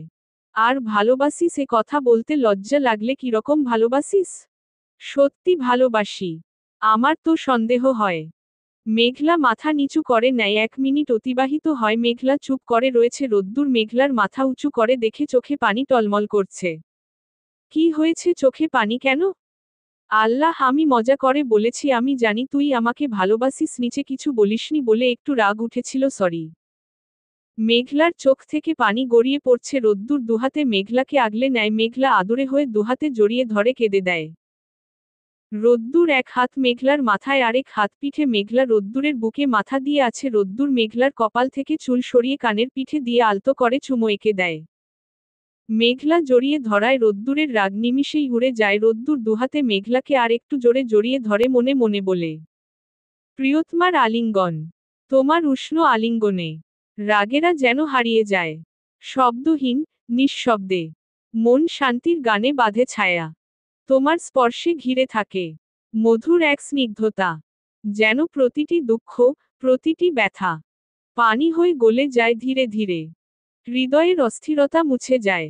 শুধু তোমার উপস্থিতি, এক নিঃশ্বাসে আমার সমস্ত ক্ষোভ, বেদনা তোমার মাঝে যেন মিলিয়ে যায়। তুমি যখন কাছে, পৃথিবী থেমে যায়। এত শান্তি, এত সুখ, একসাথে। প্রিয়তমা, তোমার আলিঙ্গনেই পাই। মেঘলা আকাশের রোদ্দুর। লেখিকা, শ্যামলী রহমান। পর্ব 20। ভোরের সূর্য উদয় হচ্ছে, কুয়াশার জন্য তেমন দেখা যাচ্ছে না। শহরে তেমন শীত না, বোঝা গেল ভোরের দিকে শীত অনুভব হয়। গ্রামের শীতকালে আনন্দ বেশি, শিশির ভেজা সকালে কুয়াশার চাদরে ঢেকে থাকে পথঘাট, পিঠা, উৎসবের কেকি আমেজ। কিন্তু শহরের সকালে উঠে দেখা মিলে, চারপাশে এক ভিন্ন ধরনের গতি শুরু হয়। রাস্তায় গাড়ির সারি, সাইকেল আর বাইক, হোঁচট খেতে খেতে চলতে থাকা মানুষ, সবকিছু যেন এক বিরামহীন দৌড়। শীতের ঠান্ডা আর বাতাসের আর্দ্রতা মিশে যাওয়া, আর সুরের বদলে এখন শুনতে পাওয়া যায় ট্রাফিক সিগন্যালের ঘণ্টা, গাড়ির হর্নের শব্দ, এবং হাঁটার পদচারণা। আকাশে সূর্যের আলো ঠিকমতো উকি দেয়, কিন্তু শহরের গাঢ় কনক্রিটের ছায়ায় তার উষ্ণতা খুব একটা প্রভাব ফেলে না। শহরের প্রভাত এখন আর ঐতিহ্যগত কোন রীতির মাধ্যমে শুরু হয় না। সেই পুরনো গ্রামের স্নিগ্ধতা আর প্রকৃতির সাথে সমন্বিত সুর হারিয়ে গেছে। মেঘলা 6টার সময় থেকে উঠে বসে আছে, রাতে তেমন ভালো ঘুম হয়নি, দুশ্চিন্তায় রাত কেটে গেছে, না জানি আজ কি হয়, যদি উত্তর না হয় তাহলে নিশ্চিত তুলকালাম কাণ্ড ঘটবে। এই আপু, তুমি এত সকালে উঠে বসে আছো কেন? রিমির কথায় ওর দিকে তাকায় চিন্তিত মুখে, বলে, আজ কি ঘটবে সেই চিন্তায় আছি। যা হবে ভালো হবে, আমি নিশ্চিত ফুফা, তোমার আব্বু আম্মু সকলে রাজি হবে। রোদ্দুর ভাইয়া তো খারাপ ছেলে না। হুম। তুমি বেকনিতে যাও না কেন আর? মেঘলার প্রশ্নে রিমির তাচ্ছিল্যের উত্তর, মরীচিকার পিছনে ছুটছিলাম জানো তো, মরীচিকা ধরাছোঁয়ার বাহিরে, তাই পিছু নেওয়া ছেড়ে দিয়েছি। রিমির কষ্ট হচ্ছে কথাগুলো বলতে দেখে মেঘলার খারাপ লাগে, ও উঠে বেলকুনিতে যায়, নিচে তাকিয়ে দেখে মুচকি হাসে, রিমিকে ডাক দেয়, এখানে একটু আসো তো। রিমি কিছু দরকার ভেবে যায়, গিয়ে দেখে নিচে মাহিম দাঁড়িয়ে তাদের দিকে তাকিয়ে আছে। রিমি চোখ ফিরিয়ে নিয়ে মেঘলাকে বলে, কি জন্য ডাকলে আপু? ভাইয়াকে দেখাতে, সে তোমার জন্য দাঁড়িয়ে আছে বুঝছো। মুখে না না করলেও ঠিকই মনে চায়, শুধু শান্তা আপুকে ভুলতে পারেনি। মাঝে মধ্যে মনে পড়ে, হয়তো ভাবে ভীষণ ভালোবেসে পেলাম না, জীবনে আর কাউকে জায়গা দিব না, তবে তোমাকে জায়গা করে নিতে হবে। এরকম দূরে থাকো কয়দিন, দেখবে ঠিকই তোমার ঝালানো মিস করবে, যেমন মিস করে তুমি রোজ সকালে দাঁড়িয়ে তাকে দেখতে, এজন্য তুমি না আসলেও উপরে তাকিয়ে থাকে তোমার আশায়। সকালে চৌধুরী বাড়ির সকলে একত্রিত হয়েছে ড্রয়িং রুমে, আলোচনার ফল প্রকাশ হবে। রোদ্দুর এখনো আসেনি, ওকে ডেকে পাঠানো হয়েছে 5 মিনিট পর। রোদ্দুরের আগমন, সাদা পাঞ্জাবি পরে সিঁড়ি বেয়ে নামছে, সকালের দৃষ্টি তার দিকে, মেঘলা অপলক তাকিয়ে আছে শুভ্র পাঞ্জাবিতে। রোদ্দুর ভাইকে অনেক সুন্দর লাগছে। রুমহ মেঘলার কানে কানে বলছে, মাশাআল্লাহ, কি সুন্দর লাগছে তাই না? মেঘলা আনমনে উত্তর দেয়, একদম নেতা নেতা ভাব। মেয়েরা দেখলে হামলে পড়বে, চোখ দিয়ে গিলে খাবে বুঝলে। রিমির এই কথা শুনে মেঘলার মুখটা ফ্যাকাসে হয়ে যায়, সত্যি তো, বেশি সুন্দর লাগলে মেয়েরা ফিদা হয়ে যাবে। রোদ্দুর নেমে মাহিমা চৌধুরীর পাশে বসে পড়ে ফোন ঘাঁটতে ঘাঁটতে বলে, তোমাদের ডিসিশন জানাও। আমরা রাজি, তবে শর্ত আছে। আফজাল চৌধুরীর শর্তের কথা শুনে নিশ্চুপ দৃষ্টিতে তাকিয়ে জানতে চায়, কি শর্ত বলো, ওকে ছাড়া আর রাজনীতি ছাড়তে বলা বাদে সব শর্ত মঞ্জুর হবে। শর্ত হলো এটাই, আজ শুধু কাজী ডেকে এনে বিয়ে পড়ানো হবে, তেমন এখন কেউ জানবে না, তারপর মেঘলাকে ওর মামার বাড়ি পাঠিয়ে দেওয়া হবে, নির্বাচন শেষ না হওয়া পর্যন্ত ওখানে থাকবে। আমি ওর জীবনের রিস্ক নিতে চাই না, আশা করি তুমি বুঝতে পেরেছ। এমা, এ কেমন শর্ত? বিয়ে দিবেন অথচ থাকতে হবে অন্য জায়গায়, তার মানে কি বিরহ যন্ত্রণায় পুড়িয়ে মারতে চান নাকি? এই কথাগুলো মুখে বলতে ইচ্ছে করলেও সবার সামনে বলা যাবে না, ভেবে চেপে যায়। রোদ্দুর মাথা ঝাঁকায় বলে, ঠিক আছে, আমি রাজি। আমার একটা জনসভা আছে আজকে, ফিরতে 8টা বাজবে পারে, তোমরা সব রেডি করে রেখো, আমি এসে কবুল বলবো। রোদ্দুর এক নজর মেঘলার দিকে চায়, মুচকি হেসে বেরিয়ে যায়। রাহেলা চৌধুরী খেয়ে যেতে বললে রোদ্দুর দাঁড়ায় না, যেতে যেতে উত্তর দেয়, খাওয়ার সময় নেই, বাহিরে সময় পেলে খেয়ে নিব। মেঘলা কলেজে যাবে বলে খেতে বসে পড়ে তাড়াতাড়ি খাওয়া শেষ করে। রাহেলা চৌধুরী জিজ্ঞেস করে, আজও কলেজে হবে? হ্যাঁ বড় আম্মু, আজকে ক্লাস টেস্ট আছে, আবার কোচিংও আছে। ঠিক আছে, তাহলে তাড়াতাড়ি আসিস, আর তোর বান্ধবীদের নিয়ে আসিস সাথে করে, ওদের বাসায় আমি কথা বলে নেব। মেঘলা মাথা ঝাঁকায় উপরে যায় রেডি হতে। রাহেলা চৌধুরী রিমি, রাজ, মাহিম, হৃদিতাকে বলে, তোমারা কিছু কেনাকাটা করতে যেও, মেঘলার ক্লাস শেষ হলে ওকে নিয়ে যেও ওদিক দিয়ে। সবাই মাথা ঝাঁকায়। রাহেলা চৌধুরী আবার বলে, আর হৃদিতা জামাইকে কাজ শেষ করে তাড়াতাড়ি আসতে বলিস। এখন বাজে 12টা, আজ একটু শীত আর কুয়াশা থাকায় রোদ উঠেনি, শ্যামশ্যামে পরিবেশ, বেশ সুন্দর। মেঘলা, রিন্তি, অবন্তিকা আর সাথী ক্লাস টেস্ট দিয়ে কোচিং শেষ করে বাহির হয়ে আসছে। রিমি আর অবন্তিকা বলছে, শেষে কিনা বাঘ ভাই, শয়তান ভাই, আরো কত কি বলতি, এখন তার গলায় ঝুলছিস, কি ভাগ্য তোর, ভালোবাসার মানুষকে বিয়ে করতে পারছিস। সাথী বলে, তোকে বিয়ে করতে কে মানা করেছে, তুইও কর, তোর আশিকও আছেই। বিয়ে করব, সংসার করব, বাসর। কথাটা বলতে গিয়ে আটকে যায় অবন্তিকার মুখ। রিন্তি ওর পিঠে একটা কিল মেরে বলে, তুই এত বেয়াহা নিলজ্জ, বিয়ে না করতে কি ভাবনা, আজকেই আঙ্কেলকে বলল তোকে বিয়ে দিতে। অবন্তিকা নাটকিয়ে ভাবে বলল, প্লিজ যা বইন, এখনই বল, বেশি কষ্ট হলে আমি ফোন দিচ্ছি, কথা বল, টাকাও লাগবে না, আমার ফোনে মিনিট আছে। হায় হায়, কি শখ রে, তুই তো বিয়ে পাগল হয়ে গেছিস, মেঘলার বিয়ে না দিয়ে তোর দেওয়া উচিত। বিয়ে পাগল অবন্তিকা, তোর নাম আজকে থেকে এটা। তোরা থামো তো, তাড়াতাড়ি পা চালা বলে ওদের নিয়ে হাঁটতে লাগে। কলেজ গেটের সামনে বেরোতেই হৃদিতা, রাজ, রিমি ও মাহিমকে দেখতে পায়, ওরা চারজনে এগিয়ে আসে। মেঘলা ওদের জিজ্ঞেস করে, তোমরা এখানে? হৃদিতা হাসতে হাসতে উত্তর দেয়, তোর হবু শাশুড়ি মা পাঠিয়েছে বিয়েতে সবাই না জানুক, তবুও তোকে বউ সাজাবে, আর এজন্য শপিং করতে নিয়ে যেতে বলেছে। তোমরা সকলে চলো। ওরা দুজন রাজি। সাথী বলে, বাসায় বলে আসিনি আপু, আমি না হয় সন্ধ্যার দিকে যাব। আম্মু ফোন করে সবার বাসায় বলে দিয়েছে অনুমতি নেওয়া শেষ, তোমরা চলো। সাথী রাজি হয়। হঠাৎ নজর যায় রাজের দিকে, সবাই এগিয়ে আসলেও সে গাড়ির সামনে মাথা নিচু করে অন্য দিকে তাকিয়ে আছে। সাথীর একটু মন খারাপ হলো, কেন হলো তার উত্তর জানা নেই। মাহিম তারা দিল গাড়িতে উঠার জন্য, সকলে উঠে পড়ল। রিমি আর সাথী বাকি আছে পিছনে একটা সিট, যেখানে রাজের পাশে আর একটা সামনে। মাহিম ড্রাইভ করবে বলে রিমি পিছনে বসতে চায়, সাথীকে সামনে বসতে বলে। সাথী উত্তর দেওয়ার আগে মাহিম বলে উঠে, তুমি এখানে বসো, তোমার না পিছনে বসলে সমস্যা হয়।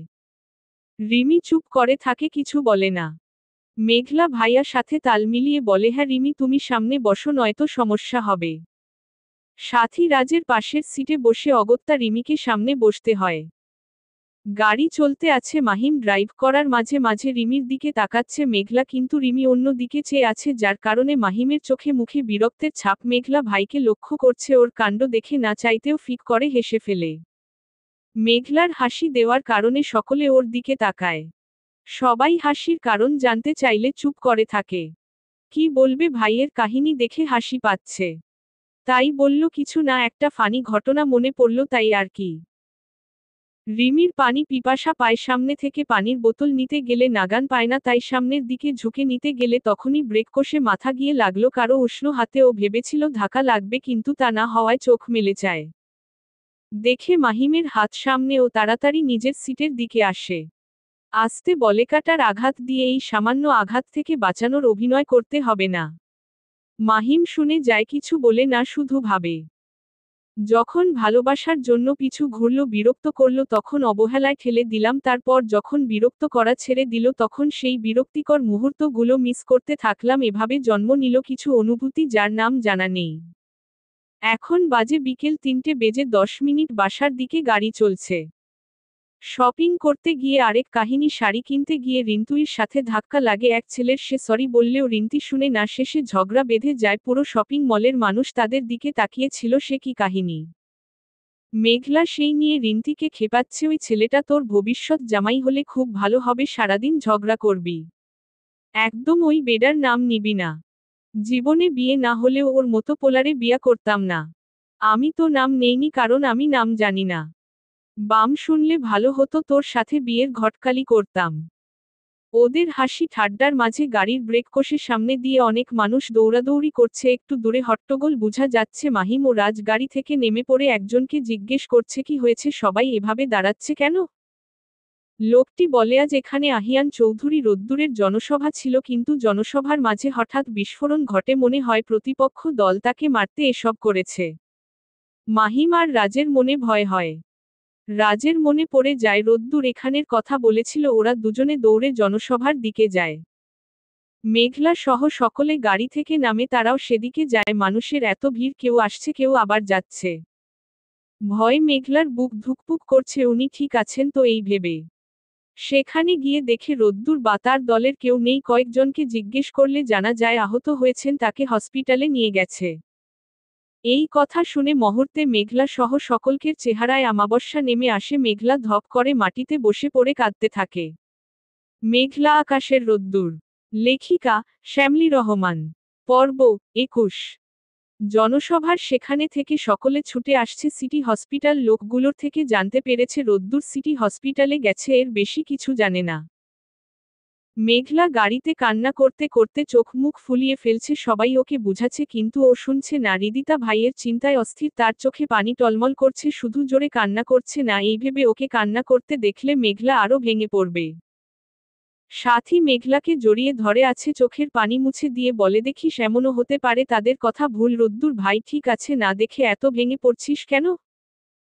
আমরা তো লোকটার কথায় তেমন বুঝতে পারিনি, সে বলেছে রোদ্দুর হসপিটালে, কিন্তু কেন সেটা তো শুনিনি। তার আগে পালিয়ে গেল, হতে পারে অন্য কাউকে নিয়ে গেছে, তাই না? সাথীর কথায় একটু অস্থিরতা কমলেও কান্না থামছে না।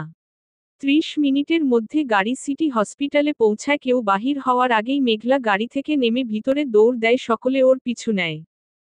মেঘলা রিসিপশনে গিয়ে বলে, রোদ্দুর নামে কেউ এসেছে হসপিটালে?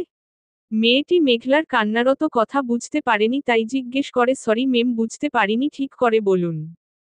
বাকি সকলে মেঘলার কাছে আসে। মাহিম মেয়েটিকে ভালো করে বলে, আহিয়ান চৌধুরী রোদ্দুর নামে কোনো পেশেন্ট এসেছেন কি? হ্যাঁ এসেছেন। কত নম্বর রুমে আছেন? মেয়েটির বলা রুম নম্বর খুঁজে সেখানে সকলে যায়। গিয়ে দেখে রুমের সামনে দাঁড়িয়ে আছে রোদ্দুর, হাতে ব্যান্ডেজ, সাদা পাঞ্জাবিতে রক্তের দাগ লেগে আছে, চুলগুলো উস্কো খুস্কো। মেঘলা দূর থেকে দেখতে পেয়ে দৌড়ে গিয়ে রোদ্দুরকে জড়িয়ে ধরে কান্না শুরু করে দেয়। রোদ্দুর চমকে উঠে কে জড়িয়ে ধরল? একটু পর বুঝতে পারে এটা মেঘলা। হসপিটালের অনেকে তাদের দিকে তাকিয়ে আছে। বাকি সকলে রোদ্দুরের সামনে আসে। মেঘলাকে সহ সবাইকে দেখে অবাক হয়, জিজ্ঞেস করে তোরা এখানে কেন? মাহিম আর রাজ সব খুলে বলে রোদ্দুর শুনে বুঝতে পারে মেঘলার এই অবস্থার কারণ ও নিজে। ভাবছে আমার কিছু হয়েছে, এজন্য কান্নার বন্যা বয়ে যাচ্ছে। ওর কাণ্ড দেখে কষ্টের মধ্যেও হাসে। রোদ্দুর মেঘলাকে শান্ত করার জন্য কাঁধে হাত বুলায়, কানে কানে বলে আমার কিছু হয়নি, চুপ কর এবার। মেঘলা থামছে না, অতিরিক্ত কান্নার ফলে হেঁচকি উঠছে।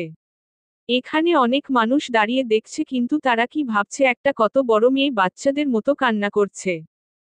মেঘলা রোদ্দুরের বুক থেকে সরে আসে, আশেপাশে তাকিয়ে দেখে অনেকে তাদের দিকে তাকিয়ে দেখছে, কেউ আবার হাসছে।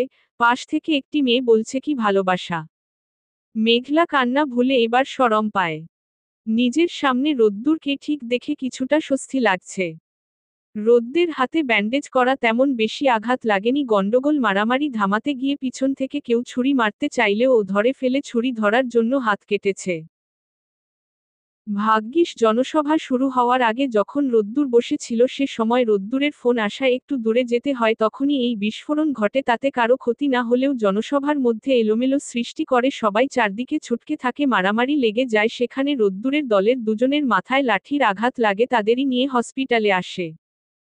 মাহিম জিজ্ঞেস করে এসব নিশ্চিত অনিত শেখের দলের লোকেরা করছে সব? অমিত শেখের প্ল্যান জনসভা ভণ্ড করার জন্য। রাজ বলে ওদের এবার থামানো উচিত, অনেকবার বেড়েছে। রোদ্দুরের মুহূর্তে চোয়াল শক্ত হয়ে এলো, দাঁত চেপে বলল এবার এমন উচিত শিক্ষা দিব যা ভুলতে পারবে না। কিছু বলছি না বলে বেশি বার বাড়ছে, এবার কি করি দেখ শুধু।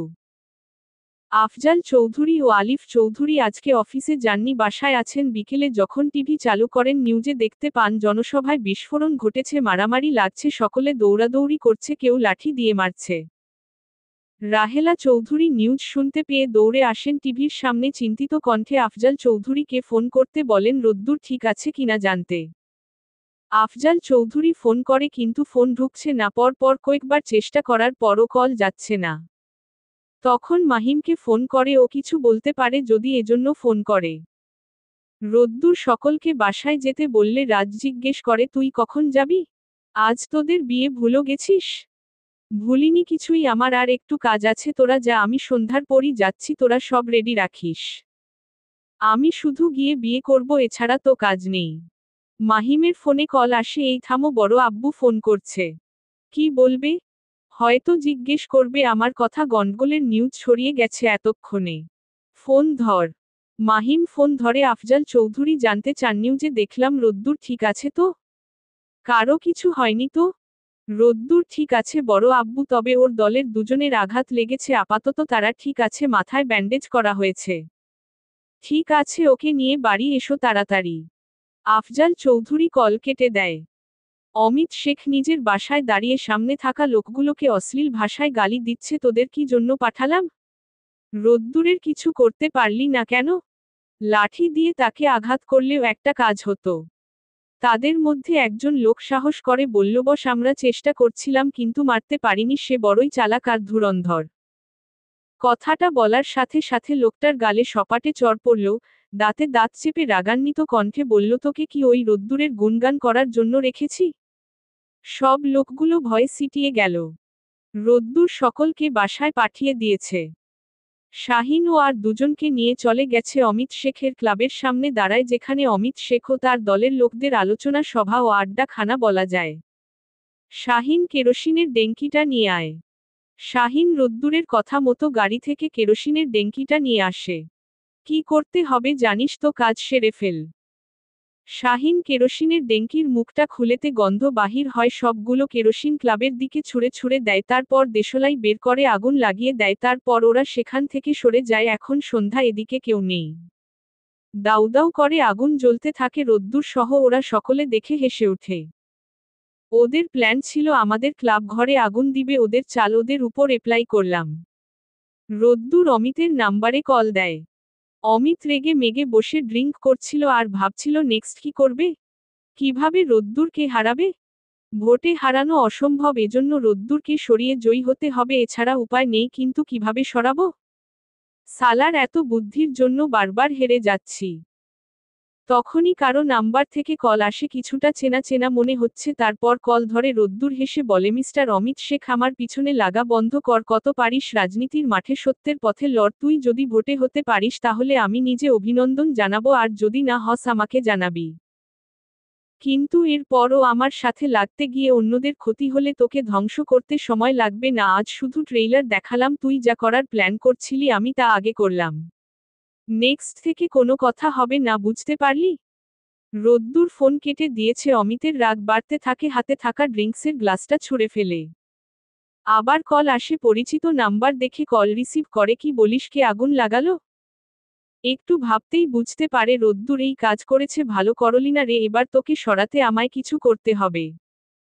কিছুতেই ক্ষমতার আসন ছাড়া যাবে না, কিছুতেই না। মেঘলা আকাশের রোদ্দুর। লেখিকা শ্যামলী রহমান। পর্ব 22। রাতের স্নিগ্ধ বাতাস বইছে জোরে, জানালার থাই গ্লাসগুলো খোলা রাখার কারণে দমকা হাওয়া আসছে। অবন্তিকা বিরক্ত হয়ে রিমিকে বলে, জানালার গ্লাসটা বন্ধ করে দে, বাতাসের জন্য চুলগুলো এলোমেলো হয়ে যাচ্ছে, মেঘলাকে ভালো মতো সাজাতে পারছি না। রিমি উঠে জানালা বন্ধ করে দেয়। এই অসময়ে এত বাতাস কেন? ঝড় আসবে নাকি? আসলে আসুক, সমস্যা নেই। কিন্তু রোদ্দুর ভাই তো এখনো বাসায় আসেনি। সাথী দুষ্টুমি করে বলে ফেলে, জামাই ছাড়া মেঘলার বিয়ে হবে, কি দারুণ না? রিমিও হেসে তাল মিলালো, হ্যাঁ দারুণ হবে, কিন্তু জামাই ছাড়া তো বিয়ে হয় না। অবন্তিকা সাজাতে সাজাতে বলে, জামাই ছাড়া বিয়ে মেঘলার হবে কেন? ওর জামাই ঠিক করা আছে, তোদের নাই, তোরা কর। আরে হো বাহ! তুই দেখি মেঘলার দিকে হলি। আরে হবে না, ওর তো ঠিক করা আছে, শুধু তুই আর আমি সিঙ্গেল। রিন্তি দুঃখী দুঃখী ভাব নেয়, আসলেই জীবনে লাভ লস কিছু নেই। শুধু বান্ধবীদের বিয়ে দেখে যেতে হবে, এই জীবনে আর বিয়ে হবে না। মেঘলা রিন্তির চুনে টান দেয়, আন্টিকে বলবো তোর বিয়ে দিতে, কেন এত দুঃখ? আমি তোর দুঃখ ঘুচিয়ে দেওয়ার ব্যবস্থা করব। না বাবা থাক, আম্মুর হাতে মাইর খেতে চাই না। অবন্তিকার সাজানো শেষ, রুদিতা শাড়ি পরে দিয়েছিল, বাকি হালকা সাজ যা ছিল অবন্তিকা করেছে, কোনো মেকআপ ব্যবহার করা হয়নি। কানে ঝুমকো, হাতে রাহেলা চৌধুরীর দেওয়া স্বর্ণের চুড়ি আর গলায় একটা সিম্পল হার, এতেই অসম্ভব সুন্দর লাগছে। মেঘলাকে লাল রঙা শাড়িটাতে দারুণ মানিয়েছে, তাই না? অবন্তিকার কথায় রিন্তি, রিমি দুজনে মতো জানায়, অসম্ভব সুন্দর লাগছে রে। আমার দুলাভাই দেখলে নিশ্চিত হার্টবিট বেড়ে যাবে। রিমি এগিয়ে এসে বলে, হার্টবিট বেড়ে গিয়ে সিনেমায় যেমন নায়ক বুকে হাত দিয়ে পড়ে যায়, ওরকম অবস্থা হবে ভাইয়ার। ওদের সবার কথা শুনে মেঘলার লজ্জায় লাল হয়ে যাচ্ছে, মাথা নিচু করে সেও মিটিমিটি হাসছে আর ভাবছে, আজ তো সুখের দিন, ভালোবাসার মানুষকে নিজের নামে করে পাবো সারা জীবনের জন্য। শুধু এইটুকু চাওয়া, বাহিরের দমকা হাওয়ার মতো জীবনে ঝড় না আসলে হবে। কিন্তু সে চাওয়া কি পূর্ণ হবে? মেঘলার রুমের দরজায় কড়া নাড়ে রিমি গিয়ে দরজা খুলে দেয়। মেঘলা ভাবনা থেকে বেরিয়ে দরজার দিকে তাকায়। মাহিম সামনে দাঁড়িয়ে থাকা মেয়েটার দিকে চেয়ে আছে। গোলাপি গাউনে বেশ সুন্দর লাগছে, চোখে বোধহয় কাজল ও দিয়েছে, এজন্য চোখ দুটো আজ একটু অন্য রকম সুন্দর লাগছে। রিমি সামনে থেকে সরে গেল, মাহিমের দৃষ্টি সরতে বাধ্য হলো। মেঘলার কাছে গেল, তোর সাজ শেষ? হ্যাঁ ভাইয়া শেষ। ওকে, আমি এটাই দেখতে এলাম। রোদ্দুর আর 2 মিনিট তাহলে এসে পড়বে, এখনই আমি যাই, ওকে ধরে নিয়ে যাই জামাই সাজাতে। রোদ্দুর মাত্র বাসায় ফিরল, নিচে তার আব্বু, আম্মু, ছোট আব্বু আম্মু ছিল, তারা কিছু নিয়ে ডিসকাশন করছে। বামপাশে দেখে মেঘলার মামা মামি এসেছেন। রাজ আর মাহিম উপর থেকে নেমে আসলো, রোদ্দুরকে দুজনে উপরে তার রুমে নিয়ে গেল। যা এবার ফ্রেশ হয়ে আয়, রক্ত মাখা পাঞ্জাবি ছেড়ে ভালো পাঞ্জাবি পরতে হবে। রোদ্দুর বাঁকা চোখে দুজনের দিকে তাকায়, তোদের হাতে কি এটা? আমাকে কি তোরা জামাই সাজাতে এসেছিস নাকি? রাজ দাঁত কেলিয়ে বলে, হ্যাঁ বিয়ে তো একবারই, সাথে বা। কথাটা বলতে গিয়ে মাহিম আর রোদ্দুরের দিকে তাকিয়ে থেমে যায়, আসলে আমি বলতে চেয়েছি বিয়ে একবারই, বউও একবারই, তাই সাজাতে এসেছি, হে হে। এসব পাঞ্জাবি পরতে পারবো না, আমার আগের কোনো একটা পাঞ্জাবি পরে আসছি, তোরা, তোদের লাগবে না। আমি 10 মিনিটের মধ্যে আসছি। কাজী সাহেবকে রেডি হতে বল, বিয়ে পড়ানোর জন্য জামাই হাজির হবে এখনই। সাথী নিচে এসেছিল দেখার জন্য সব রেডি কিনা। ও দেখে আবার রুমে যাচ্ছিল, তাড়াহুড়ো করে যাওয়ার জন্য সিঁড়িতে পা ফসকে পড়ে যেতে নেয়, তখনই রাজ নিচে নামার জন্য আসছিল। ও দৌড়ে ধরতে যায় কিন্তু পারে না, তার আগে পড়ে পায়ে ব্যথা পায়। সাথী সিঁড়িতে বসে পড়ে, রাজ গিয়ে ওর পায়ের কাছে বসে, কোথায় লেগেছে? চোখে মুখে উদ্বিগ্নতা প্রকাশ পাচ্ছে। সাথী মিনমিনিয়ে উত্তর দেয়, পা মচকে গেছে মনে হয়। রাজ সাথীর পাটা ধরে হাত দিয়ে বাম থেকে ডাকে ঘুরিয়ে দেয়। সাথী দাঁত খিঁচে ব্যথাটা সহ্য করে নেয়। রাজ উঠে পড়ে, এবার ঠিক হয়ে আর লাগবে না, যাও। রাজ নিচে চলে গেল। সাথী উঠে দাঁড়িয়েছে, তার দিকে তাকিয়ে কিছু ভাবে, তারপর মেঘলার কাছে যায়।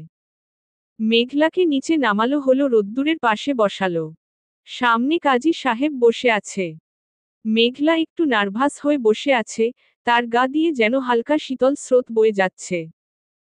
রোদ্দুর তার পাশে, অথচ তাকাতে পারছে না সবাই আছে বলে, তবুও একটু আর চোখে তাকালো, দেখল রোদ্দুর তার দিকে তাকিয়ে আছে। সে কি সুন্দর দৃশ্য! পাশ থেকে কেউ ক্যামেরা বন্দি করলো দৃশ্যটা।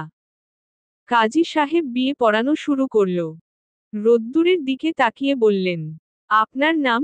আহিয়ান চৌধুরী। রোদ্দুর, আপনি কি স্বেচ্ছায়, সন্তুষ্ট মনে মাসফিয়া চৌধুরী মেঘাকে 5 লক্ষ মোহরানার স্ত্রী হিসেবে গ্রহণ করছেন? রোদ্দুর গভীরভাবে মেঘলার দিকে তাকায়।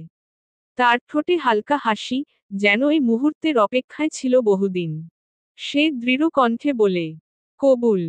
একবার নয়, 3বার উচ্চারণ করে সে। রুম জুড়ে আনন্দের শ্বাস পড়ল।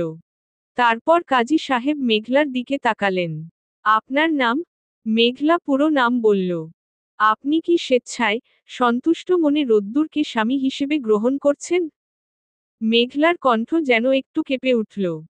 তার চোখে জল টলমল করছে, হয়তো আবেগে, হয়তো নতুন জীবনের শঙ্কায়। একটু থেমে সে ধীরে বলে, কবুল। আরও 2বার বলতে বলা হলে সে আবার বলে, কবুল, কবুল। কাজী সাহেব স্বাক্ষর নেওয়া শুরু করলেন। রোদ্দুর আর মেঘলা সই করল। এরপর সাক্ষী হিসেবে মাহিম, রাজ, মেঘলার মামারা সই করল। এরপর রাহেলা চৌধুরী এগিয়ে এসে মেঘলাকে জড়িয়ে ধরলেন, মুখে একগাল হাসি। আমার ছেলের বউ এখন অফিসিয়ালি আমারই। বিয়ের সমস্ত কাজ শেষ। মাহিমা চৌধুরী রোদ্দুরকে নিয়ে ব্যস্ত। এমনিতেই রোদ্দুর উনার প্রিয় পাত্র, এখন আরও জামাই, এজন্য খুশির জায়গা নেই। মেঘলার মামা মামিরা চলে যাবেন, রাতেই অফিসের কাজ আছে, থাকতে পারবেন না, এজন্য তারা যাওয়ার জন্য তাড়া দিচ্ছেন। রোদ্দুর ওপাশে দাঁড়িয়ে আছে। আফজাল চৌধুরী ছেলের কাছে গেলেন, আমি আমার কথা রেখেছি, এবার মেঘলাকে ওর মামা মামিদের সাথে পাঠিয়ে দিই। তুমি মেঘলার সুরক্ষার জন্য পাঠাতে চাচ্ছ, কিন্তু সে সুরক্ষা ওকে কে দিবে? এখানে আমরা এত জন থাকতে যদি ওকে ঠিক রাখতে না পারি, তাহলে ওখানে কে আছে? আজ না জানুক, কাল তো মানুষ জানতে পারবে আমাদের বিয়ের কথা, তখন ওর উপর টার্গেট করবে। আমার কাছে না থাকলে কিভাবে রক্ষা করব? আমি বলছি ও এখানে থাকবে, ওর সুরক্ষার দায়িত্ব আমার। মাহিমা চৌধুরী এগিয়ে এলেন, হ্যাঁ ভাইজান, রোদ্দুর তো ঠিকই বলছে। আফজাল চৌধুরী নিজেও ভেবে দেখলেন ঠিকই আছে, তাই তিনি আর কিছু বললেন না। মেঘলার সঙ্গে রিন্তি আর সাথী বসে আছে। অবন্তিকা ওর বয়ফ্রেন্ডের সাথে ফোনে কথা বলছে ওদিকে। রোদ্দুর মেঘলার কাছে যেতে ওরা উঠে গেল। রোদ্দুর মেঘলাকে নিয়ে বলবে, তার আগেই রাজ এসে রোদ্দুরকে টেনে নিয়ে যায়। শোন, এখন তো সবে 9টা বাজে, তাই সবাই ভেবেছি ছাদে গানের আসর দিব, তারপর তোরা তোদের মতো, মানে ততক্ষণে তোদের বাসর ঘর সাজানো হবে আর কি। রোদ্দুর বিরক্ত চোখে তাকালো। একে তো কথা বলতে না দিয়ে টেনে নিয়ে আসলি, তার উপর এসব বলছি? তোকে এসব কিছু করতে হবে না, ছাদে কি গান হবে সেটা কর। লজ্জা পাচ্ছ নাকি? আরে লজ্জা পেও না, আমরাই তো, আমাদের একটা দায়িত্ব আছে না? সরবি এখান থেকে। রাজ দৌড় মারে। রোদ্দুর সেদিকে চেয়ে হাসে। রিমি রান্না ঘরে মিষ্টির প্লেট রাখতে যাচ্ছিল, তখনই মাহিম ও পানি খেয়ে আসছিল। কেউ কাউকে না দেখতে পেয়ে ধাক্কা খায়, ফলস্বরূপ প্লেটের মিষ্টি সহ রসগুলো মাহিমের পাঞ্জাবিতে ভয়ে যায়। রিমি মানুষটার মুখের দিকে তাকিয়ে বলে, সরি, আমি দেখতে পাইনি। মাহিম শান্ত চাহনিতে তাকিয়ে ধীর কণ্ঠে উত্তর দেয়, ইট ওকে। মাহিমের কণ্ঠ শুনতে রিমি তার দিকে তাকায়, তারপর পাশ কাটিয়ে তড়িঘড়ি করে চলে যায়। মনে হয় এক মুহূর্ত থাকলে ক্ষতি হয়ে যাবে। মাহিম রিমির দিকে তাকিয়ে আছে, মনে মনে ভাবছে, এই মেয়ের উপেক্ষা আমায় পীড়া দিচ্ছে কেন? আমি তো এমনই চেয়েছিলাম, তবে কি সত্যি আমার হৃদয়ও তার জন্য কিছু অনুভব করছে? মেঘলা আকাশের রোদ্দুর। লেখিকা শ্যামলী রহমান। পর্ব 23। রাতের আকাশ এখন পরিষ্কার সুন্দর, একখানা চাঁদ ঝলমল করছে, দেখলে যেন চোখ জুড়িয়ে যায়। এই চাঁদ এত সুন্দর যার অনেকে তুলনা করে মা, প্রেমিকা, আবার কেউ নিজের অর্ধাঙ্গিনীকে। সন্ধ্যায় ঝড়হাওয়া বইলেও এখন থেমে গেছে, তবে শীতল আবহাওয়া রয়ে গেছে। শীতল পরিবেশ, আকাশে মিষ্টি চাঁদ, তুমি আমি পাশাপাশি বসে, সে কি দারুণ অনুভূতি! এই নিয়ে কবিদের কবিতার শেষ নেই। চাঁদের আলোয় বসে আছি, তুমি আমি পাশাপাশি। শীতল হাওয়া ছুঁয়ে যায়, হারিয়ে যাই উদাসী। সারা আকাশ জোছনায় ভরা, নদীর বুকে ঢেউ। তোমার চোখে হারিয়ে গিয়ে আমি হলাম নৌ। তোমার স্পর্শ ছুঁয়ে গেলে শরীর কাঁপে হালকা। মনের ভেতর কেমন জানি বাজে সুরটা পালকা। এই রাত জানে, এই চাঁদ জানে, আমরা কেমন আপন। কত কথা জমে আছে, বলা হয় না যতক্ষণ। হাত বাড়ালে মুঠো ভরে তুলে নেব জোছনা। তোমার চোখে চেয়ে থেকে হারিয়ে যাব আমি না। শব্দহীন কিছু ভাষা, চোখের পাতায় লেখা। তুমি পড়লে বুঝবে হয়তো ভালোবাসার কথা। আজ রাতে এই আকাশতলে থেমে থাকুক বেলা। তুমি আমি পাশাপাশি বসে জোছনায় হারাই মেলা। কবিতাটি বলা হতেই সকলে হাত তালি দেয়। সাব্বির আর হৃদিতা মাত্র ছাদে আসলো। সাব্বির বসতে বসতে বলল, বাহ রোদ্দুর, আজকাল শালিকার প্রেমে হাবুডুবু খেয়ে কবি হয়ে যাচ্ছে। রোদ্দুর মুচকি হেসে উঠে, তার জন্য কবি হলে ক্ষতি কি? অনেকে বলে মানুষ নাকি প্রেমে ব্যর্থ হয়ে কবি হয়, আমি না হয় প্রেমে পূর্ণতা পেয়ে কবি হলাম। কোনো ক্ষতি নেই ভাই, কবি হলে মন্দ নয়, রাজনীতি বাদ দিয়ে বই লিখবি। রাজ হাতে থাকা গিটারটা মাহিমের হাতে দিলেবার গান গাইবে মাহিম। আমি কেন আগে, তুই আগে শুরু কর। না ভাই, আমার যে সুর, তুই গা, আমি না হয় পরে গাইব। সাব্বির রোদ্দুর ও বলে, হ্যাঁ গা, তোর কণ্ঠ তো সুন্দর, আগে গান গাইতি, এখন কতদিন হলো শুনিনি। সকলের কথায় মাহিম গিটারটা হাতে নেয়, গিটারে সুর তুলে গান ধরে। আমি তোমাকে আরো কাছে থেকে, তুমি আমাকে আরো কাছে থেকে, আমি তোমাকে আরো কাছে থেকে, তুমি আমাকে আর কাছে থেকে। যদি জানতে চাও, তবে ভালোবাসা দাও, ভালোবাসা নাও, ভালোবাসা দাও, ভালোবাসা নাও। নদী কেন যায় সাগরের ডাকে? চাতক কেন বৃষ্টির আশায় থাকে? যদি বুঝতে চাও, আমি তোমারই চোখে চোখ রেখে, দুই। তুমি আমার এই চোখে চোখ রেখে স্বপ্ন দেখে যাও। তবে ভালোবাসা দাও, ভালোবাসা নাও। কাছে এলে যাও, দূরে সরে কতদিন রাখবে আর একা করে মনে টেনে নাও। আমি তোমারই হাতে হাত রেখে, তুমি আমার এই হাতে রেখে, দুই। এসো এগিয়ে যাও, শুধু ভালোবাসা দাও, ভালোবাসা নাও, দুই। আমি তোমাকে আরো কাছে থেকে, তুমি আমাকে আরো কাছে থেকে। যদি জানতে চাও, তবে ভালোবাসা দাও, ভালোবাসা নাও। গান শেষ হতেই সবার হাত তালির শব্দ শোনা গেল। বা অনেক সুন্দর গেয়েছেন ভাইয়া। রিন্তির প্রশংসায় মুচকি হেসে উঠে থ্যাংক ইউ। মাহিমের দৃষ্টি রিমির দিকে পুরো গানটা গাওয়ার সময় বেশিরভাগই তার দিকে চেয়েছিল, সেটা মেঘলা ছাড়া আরও কেউ খেয়াল করেছে। রোদ্দুর মাহিমের ঘাড়ে হাত রাখল, অনেকদিন পর গান গাইলি, সুন্দর হয়েছে। রাজ মাহিমের থেকে গিটার নিয়ে বলল, বস ফাটিয়ে দিয়েছ, গানটা খুব সুন্দর হয়েছে। এই গানটা রিমির খুব পছন্দের, বাসায় সারাদিন শোনে। এই গান শুনতে শুনতে আমারই বিরক্ত লাগে, তবুও ওর কিছু হয় না। কি রে রিমি, কেমন লাগলো? না জেনেও তোর প্রিয় শোনালো, একটা ধন্যবাদ তো প্রাপ্য। রিমি হাসার চেষ্টা করল, ভাইয়ের জন্য বলল, ধন্যবাদ না জেনে হলেও একটা কিছু তো পছন্দের সাথে মিলেছে। মাহিম রিমির কথায় স্পষ্ট তাচ্ছিল্য বুঝতে পারল। এবার সবাই জেকে ধরল রাজকে গান বলার জন্য। ও কিছুতেই রাজি না, পড়ে সবার জোরাজুরিতে গলা খেকর দিয়ে সামনে থাকা সাথীর দিকে চেয়ে আবার আকাশের দিকে তাকিয়ে গান শুরু করে। ভালো আছি, ভালো থেকো। আকাশের ঠিকানায় চিঠি লিখো। দিও তোমার মালা খানি। বাউলের এই মনটারে, ভিতরে বাহিরে আন্তরে অন্তরে, আছো তুমি হৃদয় জুড়ে। পুষে রাখে যেমন ঝিনুক, খোলসের আবরণে মুক্তোর সুখ, তেমনি তোমার নিবিড় চলা ভিতরের এই বন্দরে। আমার ভিতরে বাহিরে অন্তরে অন্তরে, আছো তুমি হৃদয় জুড়ে। ঢেকে রাখে যেমন কুসুম পাপড়ির আবডালে ফসলের ধুম, তেমনি তোমার নিবিড় ছোঁয়া গভীরের এই বন্দরে। আমার ভিতরে বাহিরে অন্তরে অন্তরে, আছো তুমি হৃদয় জুড়ে। গান শেষ হতে আবারও হাততালি পড়ল। রাজের গানও বেশ হয়েছে। রোদ্দুর বা কেউই তাকে কখনো গান গাইতে দেখেনি, তাই রোদ্দুর ভ্রু কুঁচকে তাকিয়ে বলল, ফ্ল্যাটিং, ভণ্ডামি ছেড়ে তুই আবার এত সুন্দর গান গাওয়া কবে শিখলি? আর গাইলি বা কাকে নিয়ে? আরে কাউকে নিয়ে না। গাইলাম, হয়ে গেল, এছাড়া কিছু। রাজ হাসি দিয়ে ফানি হিসাবে কাটিয়ে দিল। কিন্তু সাথী বুঝতে পারল গানটা তাকে উদ্দেশ্য করে গাওয়া হয়েছে। অবন্তিকা ফোনে কথা বলছে, যেন এখানে সবাই কত সুন্দর গান গাইতে পারে, তুমিও একটা গান শোনাও না। অপর পাশের ব্যক্তি কি বলল তা শোনা গেল না, তবে অবন্তিকার রাগী কণ্ঠটা ঠিকই শোনা গেল, তুমি পারো কি? আমি তো বলিনি ভালো হতে হবে, যেমনই পারো গাইবে। রাগারাগি করে অবন্তিকা এসে বসল। মেঘলা তার মুখের আদল দেখে জিজ্ঞেস করল, রাগ হয়ে আছিস কেন? আরে গাধাটাকে গান গাইতে বললাম, শোনালো না, তার উপর ব্যস্ত আছে বলে কেটে দিল। হয়তো কাজ আছে, অন্যদিন শোনাবে, রাগ করে থাকিস না। রাত বাজে 11টা, ওদের আড্ডা শেষ, যে যার যার ঘরে যাবে। রিদিতা সাব্বির আগেই চলে গেছে, সাথে মেঘলাকে নিয়ে গেছে রোদ্দুরের ঘরে রাখতে। অবন্তিকা, সাথী রিমি আর রিন্তি একসাথে থাকবে মেঘলার ঘরে, এজন্য রিমিকে যেতে হয়, একটু পর মাহিমও চলে যায়।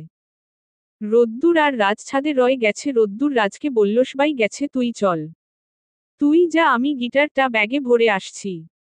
রোদ্দুর ছাদ থেকে নামে সিঁড়ির কাছে আসতে দেখে সাথী আবার আসছে, ওকে দেখে জিজ্ঞেস করে, আবার এসলে কোনো সমস্যা? না ভাইয়া, সমস্যা না, আসলে আমার হেডফোন ভুলে রেখে আসছি, ওটাই নিতে আসছি। সাথী ছাদে গেল। রোদ্দুর নেমে গেল। ছাদে গিয়ে দেখে রাজ গিটারটা ব্যাগে ভরছে। সাথী নিঃশব্দে গিয়ে হেডফোনটা নেয়। রাজ তবুও দেখতে পেয়েছে, কিন্তু না দেখার ভান করে গিটারটা নিয়ে হাঁটা ধরে। সাথী পিছনে থেকে বলে, গানটা সুন্দর হয়েছে। গানটা কাকে মিন করে গেয়েছেন?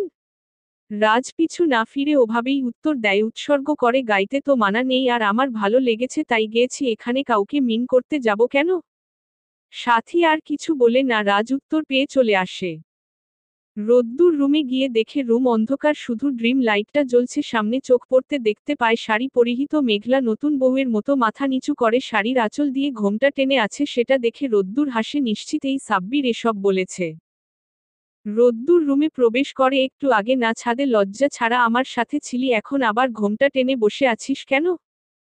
মেঘলা ঘোমটাটা সরালো। সাব্বির ভাইয়া তো বলল নতুন বউ ভাব নিতে, এজন্য। ও আচ্ছা, তাহলে তো নতুন বউ স্বামীকে পায় সালাম করে, তুই করলি না যে? আপনি সুযোগ দিলেন কই? বলে মেঘলা বেড থেকে নেমে আসলো। উপর হয়ে রোদ্দুরকে সালাম করতে গেলে রোদ্দুর সরে গেল। আরে আমি মজা করে বলেছি, তুই সিরিয়াসলি নিচ্ছিস নাকি? পাগলি, মজা করছি। মেঘলা থেমে থাকে না, সামনে গিয়ে রোদ্দুরকে সালাম করে, মজা করেন, সমস্যা নেই, সালাম করতে মানা তো নেই। রোদ্দুর চুপ করে রইল। মেঘলা তার সামনে মিনিট দুয়েক নির্লিপ্ত দৃষ্টিতে তাকিয়ে রইল, তারপর হঠাৎ দূরত্ব ঘুচিয়ে মেঘলাকে কাছে টেনে নিয়ে বুকে জড়িয়ে রাখল। পেরিয়ে গেছে কয়েক মিনিট, কারো মুখে কথা নেই, শুধু বুকের ভেতরের ধুকপুক করছে, সে অনুভূতি অনুভব করছে। রোদ্দুর মেঘলার মুখটা উঁচু করে কপালে চুমু খেলো, ওর চোখের দিকে তাকিয়ে বলল, আজ আমি অনেক খুশি, মনে হচ্ছে জীবনের সবথেকে দামি জিনিসটা পেয়ে গেছি, যেটা পেলে আর কিছুর পাওয়ার ইচ্ছে থাকে না। মেঘলা চেয়ে রোদ্দুরের কথা শুনছে আর ভাবছে, আসলে আমি অনেক ভাগ্যবতী, এজন্য হয়তো রোদ্দুর ভাইয়ের মতো মানুষকে জীবনে পেলাম। রোদ্দুর এবার জিজ্ঞেস করল, তুই আমাকে পেয়ে খুশি তো? মেঘলা রোদ্দুরের প্রশ্ন শুনে হাসে, তারপর উত্তর দেয়, আপনাকে পেয়ে আমি সবথেকে খুশি, জানেন? মানুষ একটা কথা ঠিকই বলে, ভালোবাসা সুন্দর যদি মানুষটা ভালো হয়। আমি সেই মানুষটাকে জীবনে পেয়েছি। আমার নিজকে অনেক ভাগ্যবতী মনে হচ্ছে, কারণ আমি এই আপনাকে পেয়ে গেছি, পেয়েছি আমাকে তার চেয়েও দ্বিগুণ ভালোবাসে। মেঘলা আকাশের রোদ্দুর। লেখিকা শ্যামলী রহমান। পর্ব 24। বিয়ের ওর 2 দিন কেটে গেছে, সব আগের মতো স্বাভাবিক। মেঘলা পড়াশোনায় ব্যস্ত, সামনে পরীক্ষা, তাকে সেদিনের পর রোদ্দুর ওর রুমে পাঠিয়ে দিয়েছে, ওখানে কয়দিন থাকতে বলেছে, যাতে ভালো করে পড়াশোনা করে। রোদ্দুরের রুমেও থাকে না, ঘরে ফিরে রাত পেরিয়ে ভোরও হয়, কখনো ও চায় না মেঘলা ওর জন্য জেগে থেকে অসুখ বাধাক, তাই এই নিয়ম, তবু মেঘলা মানতে চায় না, জেগে থাকে প্রায়। রোদ্দুর ধমক দিয়েও কাজ হয় না, আজকাল ভয় আর পায় না, একবার ভালোবাসা প্রকাশ করলে সে যতই ভয় দেখার ভান করুক, অপরজন ভয় না পেয়ে হেসে ফেলে, এমনি হয়ে আসছে রোদ্দুরের সাথে। মেঘলাকে ধমক দিলেও হেসে ফেলে, সাথে রোদ্দুরও হাসে। সারাদিন ক্রান্তি শেষে সেই হাসি মুখটা শান্তি দেয়, বক্ষে জড়িয়ে ধরে কিছুক্ষণ থাকলে হৃদয়ের ক্রান্তি দূর হয়ে হৃদয় শীতল হয়ে যায়। কিন্তু এভাবে প্রতিদিন রাত জাগা মোটেও ঠিক নয়। এসব ভাবতে ভাবতে রোদ্দুর দরজাটা খুলে বাড়িতে প্রবেশ করে ঘড়ির কাঁটায় তখন রাত 2টো বাজে। সে ড্রয়িং রুম পেরিয়ে উপরে উঠে সোজা নিজের রুমে যায়। রুমে ভিড়তে যেতে দেখতে পায় কোণের চেয়ারটাতে বসে ঝিমাচ্ছে মেঘলা, সাথে নাক টানছে আর ঘুমো ঘুমো অবস্থায় টিস্যু দিয়ে নাক মুছছে।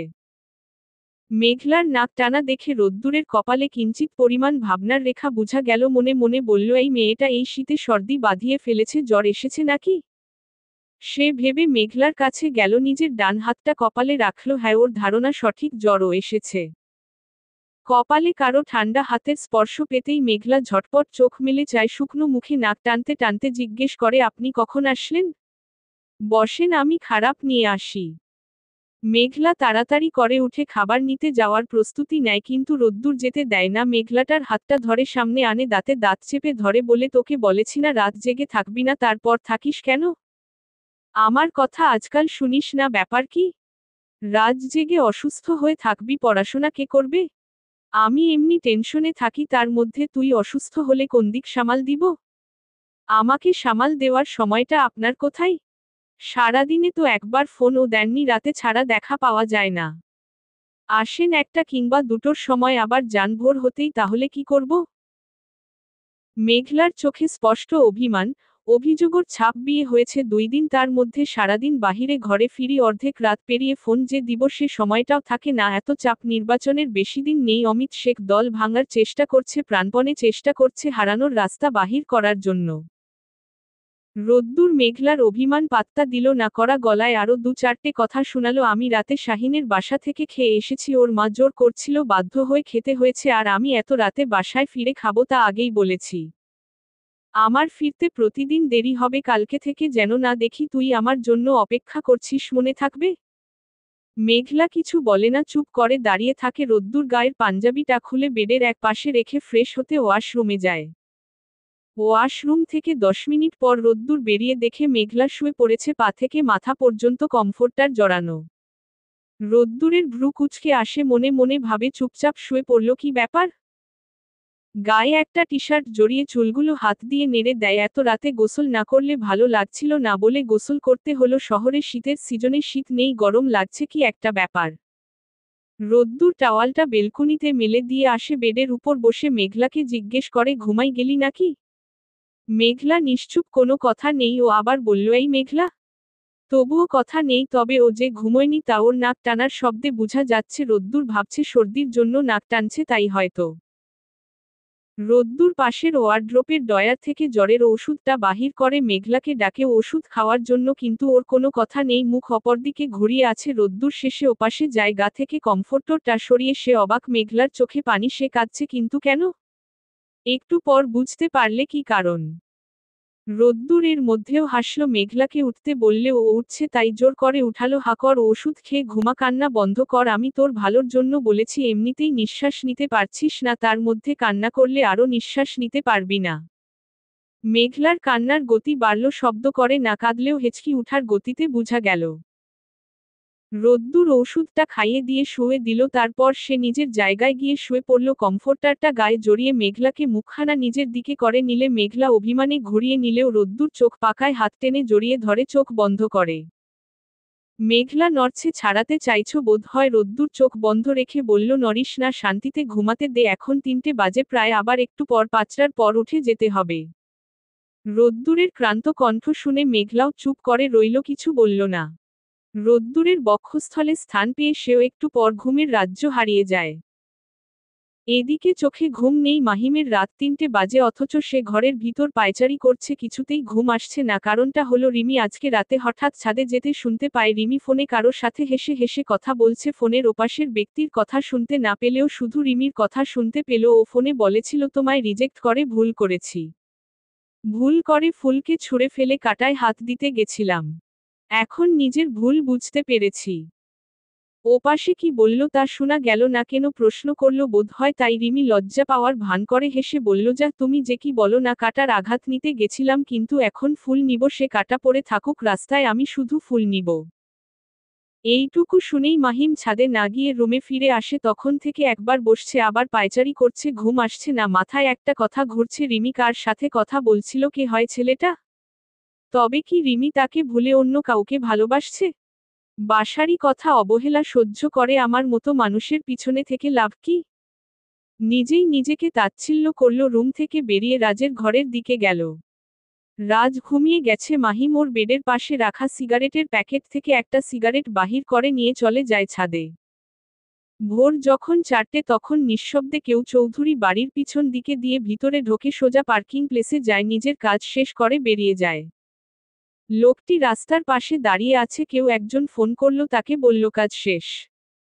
হ্যাঁ, একদম ঠিক মতো হয়েছে, সকাল হলেই আপনি গুড নিউজ পাবেন। সকাল হয়েছে, মেঘলা ঘুম থেকে উঠে দেখে রোদ্দুর নেই, মনটা একটু খারাপ হলো। বেড থেকে উঠেতে গিয়ে পাশে একটা চিরকুট দেখতে পেল। মেঘলা চিরকুটটা খুলে দেখে রোদ্দুর লিখে রেখে গেছে, ডিয়ার বউ, তুমি অসুস্থ, এজন্য এত সকালে ডাকিনি, ঘুম থেকে উঠে নাস্তা সেরে ওষুধটা খেয়ে নিবে, আর সময় পেলে পরে ফোন করব। মেঘলা উঠে পড়ে ফ্রেশ হয়ে নিচে যায়। রিমি নিচে নেই, রাজ রোদ্দুরের সাথে গেছে সোফায়। মাহিম বসেছিল, ওকে দেখে মেঘলা জিজ্ঞেস করে, রিমিকে দেখছো?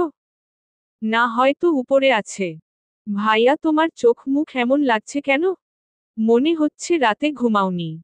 বোনের কথায় কি উত্তর দিবে, কিন্তু চুপ করে থাকা যাবে না, এজন্য বানিয়ে বলে, তেমন কিছু না, রাতে মাথা ব্যথা করছিল, ঘুম হয়নি, তাই হয়তো এমন দেখাচ্ছে। মাহিমের উত্তরে মেঘলা মুখ টিপে হাসে, তার আড়ালে, যাতে সে দেখতে না পায়। রোদ্দুর সোজা হসপিটালে চলে গেছে, হাতে একটা ফুলের তোড়া। রিসিপশনে গিয়ে কারো কথা জিজ্ঞেস করলে বাদিকে রুম দেখিয়ে দেয় রোদ্দুর, সেই মোতাবেক চলে যায়, সাথে রাজ ও শাহিনও আছে। রুমে গিয়ে হাত দিয়ে নক করে ঢুকে পড়ে সামনের বেডে শুয়ে থাকা ব্যক্তিকে দেখে মুচকি হেসে বলে, কেমন লাগছে মিস্টার অমিত শেখ? আপনার খালে আপনাকে ফেললাম। একটা কথা জানেন তো, অন্যের জন্য খাল খুঁড়লে নিজেকে সেই খালে পড়তে হয়। অমিত শেখ রেগে গেলে দাঁত কিরমির করতে করতে কিছু অশ্লীল ভাষায় গালি দিল রোদ্দুর, সাথে সাথে মুখ চেপে ধরল, মুখের ভাষা ঠিক করে কথা বলবি, নয়তো মেরে দিব আজকে, শুধু হাতে পায়ে আঘাত লেগেছে, কে বলতে পারে নেক্সট টাইম এই হাত পা থাকবে না, সো সাবধানে থাকবি, আর আমার কিংবা আমার পরিবারের ক্ষতি করার চেষ্টা বাদ দে, নয়তো তুই শেষ হতে সময় নেবে না, চুপ থাকি বলে আমায় ফুটবল ভাবিস না। মেঘলা আকাশের রোদ্দুর। লেখিকা শ্যামলী রহমান। পর্ব 25। শীতের সময়, তবুও আজ কড়া রোদ উঠেছে, রাস্তায় বেরোলে মনে হচ্ছে রোদের তাপে পুড়ে যাবে। শীতের সময় এমন রোদ অপ্রত্যাশিত আর নিয়মের বাহিরে মনে হচ্ছে। এত রোদ, তার মধ্যে বাতাস বইছে না, গাছের পাতারাও যেন পণ করেছে, আজ নরবে না, রোদের সাথে সেও সন্ধি করেছে। মেঘলা কলেজে এসেছে, ওকে একা ছাড়েনি মাহিম, অফিস বাদ দিয়ে বোনকে ক্লাস করাতে নিয়ে গেছে। আফজাল চৌধুরী কলেজে যেতে না করলেও মেঘলা বারণ শুনে না বুঝিয়ে বলে সমস্যার কথা। সামনে পরীক্ষা, 1 মাস নেই, ক্লাস না করলে মিস। পরে বাধ্য হয়ে আফজাল চৌধুরী মাহিমকে সাথে পাঠায় অফিস থেকে, মাহিমের কদিনের ছুটি। রাজকে পাঠাতে চাইলেও শুনে সে নেই, রোদ্দুরের সাথে গেছে। মেঘলার নিরাপত্তার কথা ভেবে মাহিমকে পাঠিয়েছে, কিন্তু আফজাল চৌধুরী জানে না রোদ্দুর 2 জন বিশ্বস্ত লোক রেখেছে, কলেজের আশেপাশে থাকে, ভিতরেও আছে একটি মেয়ে। মেঘলা ক্লাস করতে গেছে, মাহিম কলেজ গেটের সামনে এক সাইডে গাড়ি দাঁড় করিয়ে পাশের দোকানে যায়, কাঠের ছোট্ট বেঞ্চটাতে বসে পড়ে। দোকানে থাকা মাঝ বয়সী লোকটিকে 1 কাপ রং চা দিতে বলে চিনি কম। লোকটি চা বানিয়ে এগিয়ে দিল মাহিমের সামনে, ও হাতে নিয়ে যখন চায়ের কাপে চুমুক দিতে যাবে, তখন দেখে রাস্তার ওপাশে একটি মেয়ে একটি ছেলের হাত ধরে হেঁটে যাচ্ছে। মেয়েটি তার পরিচিত মনে হচ্ছে, কিন্তু সে এখানে কি করে আসবে? না, হয়তো মনের ভুল ভেবে চোখ বন্ধ করে আবার খোলে, এবারও ঠিক তাকেই দেখে, তাহলে কি সামনে রিমি? কিন্তু ছেলেটাকে? মনে তার প্রশ্ন, সাথে বুকের পাশটা চিন চিন করে উঠে, এ কি হারানোর ব্যথার পূর্বাভাস, নাকি অন্য কারো সাথে দেখার যন্ত্রণা? মাহিম চায়ের কাপটা ওখানে রেখে টাকা দিয়ে তড়িঘড়ি করে রাস্তা পেরোতে যায়, উদ্দেশ্য তাদের ফলো করা। রাস্তা পেরিয়ে তাদের পিছু নিয়েছে, রিমির মুখ তেমন একটা দেখা যাচ্ছে না, মাস্ক পরা আছে, তবে হাঁটার ভঙ্গি আর ড্রেস দেখে বুঝতে পারছে এরা রিমি। পিছু নিচ্ছিল, তখনই একটা ফোন আসে, দেখে আলিফ চৌধুরী ফোন দিয়েছেন। ফোন পকেট থেকে বাহির করে কথা বলে নেয়। 1 মিনিট পর সামনে তাকিয়ে দেখে কেউ নেই আশপাশ, চোখ বুলিয়েও কারো দেখা নেই। মাহিম দৌড়ে এগিয়ে গেল, সামনে বড় বড় অক্ষরে লেখা ন্যাচারাল পার্ক হতে পারে এখানে এসেছে ভেবে মাহিম ভিতরে যায়। রোদ্দুর তার কার্যালয়ে বসে আছে, শীতের সময়ের কড়া রোদ যেন গরমের আভাস দিচ্ছে। গরমে রোদ্দুরের শুভ্র পাঞ্জাবিটা ভিজে গেছে, একটু আগে সে কয়েক জায়গা থেকে ঘুরে আসলো, প্রচারণা ভালো চলছে। মানুষ তাকে চায়, তার থেকে ভালো কিছু আশা করে পাশে দাঁড়াচ্ছে, এ দেখেও তার মনে প্রশান্তির হাওয়া বয়ে যাচ্ছে। রোদ্দুর সামনে থাকা টেবিল থেকে কালো রঙের কলমটা হাতে নেয়, কিছু একটা লিখে হিসাব করে, তারপর ওর সামনে থাকা দলের লোকদের সাথে আলোচনা করে। তাদের মধ্য থেকে একজন বলে উঠে, ভাই ওই অমিত শেখ তো লাখ লাখ টাকা দিচ্ছে জনগণদের যাতে ওকে ভোট দেয় আর নির্বাচনে জয়ী হতে পারে। রোদ্দুর রহস্যময়ী হাসি দেয়, যার অর্থ বোঝা মুশকিল। হাতে থাকা কলমটা টেবিলের এপাশ থেকে ওপাশে ছুঁড়ে দেয়, মুখে হাসি নিয়ে জবাব দেয়, টাকা কত আছে ওরাক, আমিও দেখি কিভাবে টাকা দিয়ে মানুষের ব্যক্তিত্ব কিনতে পারে। ও যে টাকা দিবে আমরা তা দিব না, সেই টাকা দিয়ে আমরা অসহায় মানুষদের সাহায্য করব। পশ্চিম পাড়ার ওই ছোট্ট গ্রামটাতে খাবার পানির অভাব, তারা জানিয়েছে আজ একদিনের মধ্যে ওখানে বরেন্দ্র সংযোগ করে দেও। মেঘলা, রিন্তি আর সাথী ক্লাস করে বাহির হলো, আজ অবন্তিকা নেই। ক্লাস শেষ করে কলেজ মাঠে দাঁড়াতেই রিন্তি বলে উঠল, আজ অবন্তিকা আসলো নাকি যে হলো, ফোন ধরছে। সাথীও বলে উঠল, হয়তো কোনো কারণে আসতে পারেনি, ও সেদিন বলছিল আজ ওদের বাসায় ওর নানা বাড়ির লোকরা আসবে নাকি। মেঘলা চোখে এসে সূর্যের আলো পড়ছে, ও চোখে হাত দিয়ে সেদিকে তাকিয়ে থাকার চেষ্টা করল, কিন্তু পারল না, ওর চোখে পানি এসে গেল। কি গরম রে, শীতকালে এত গরম কেন? শীতের কোনো ফিল নাই, মনে হচ্ছে শীতকাল না গ্রীষ্মকাল।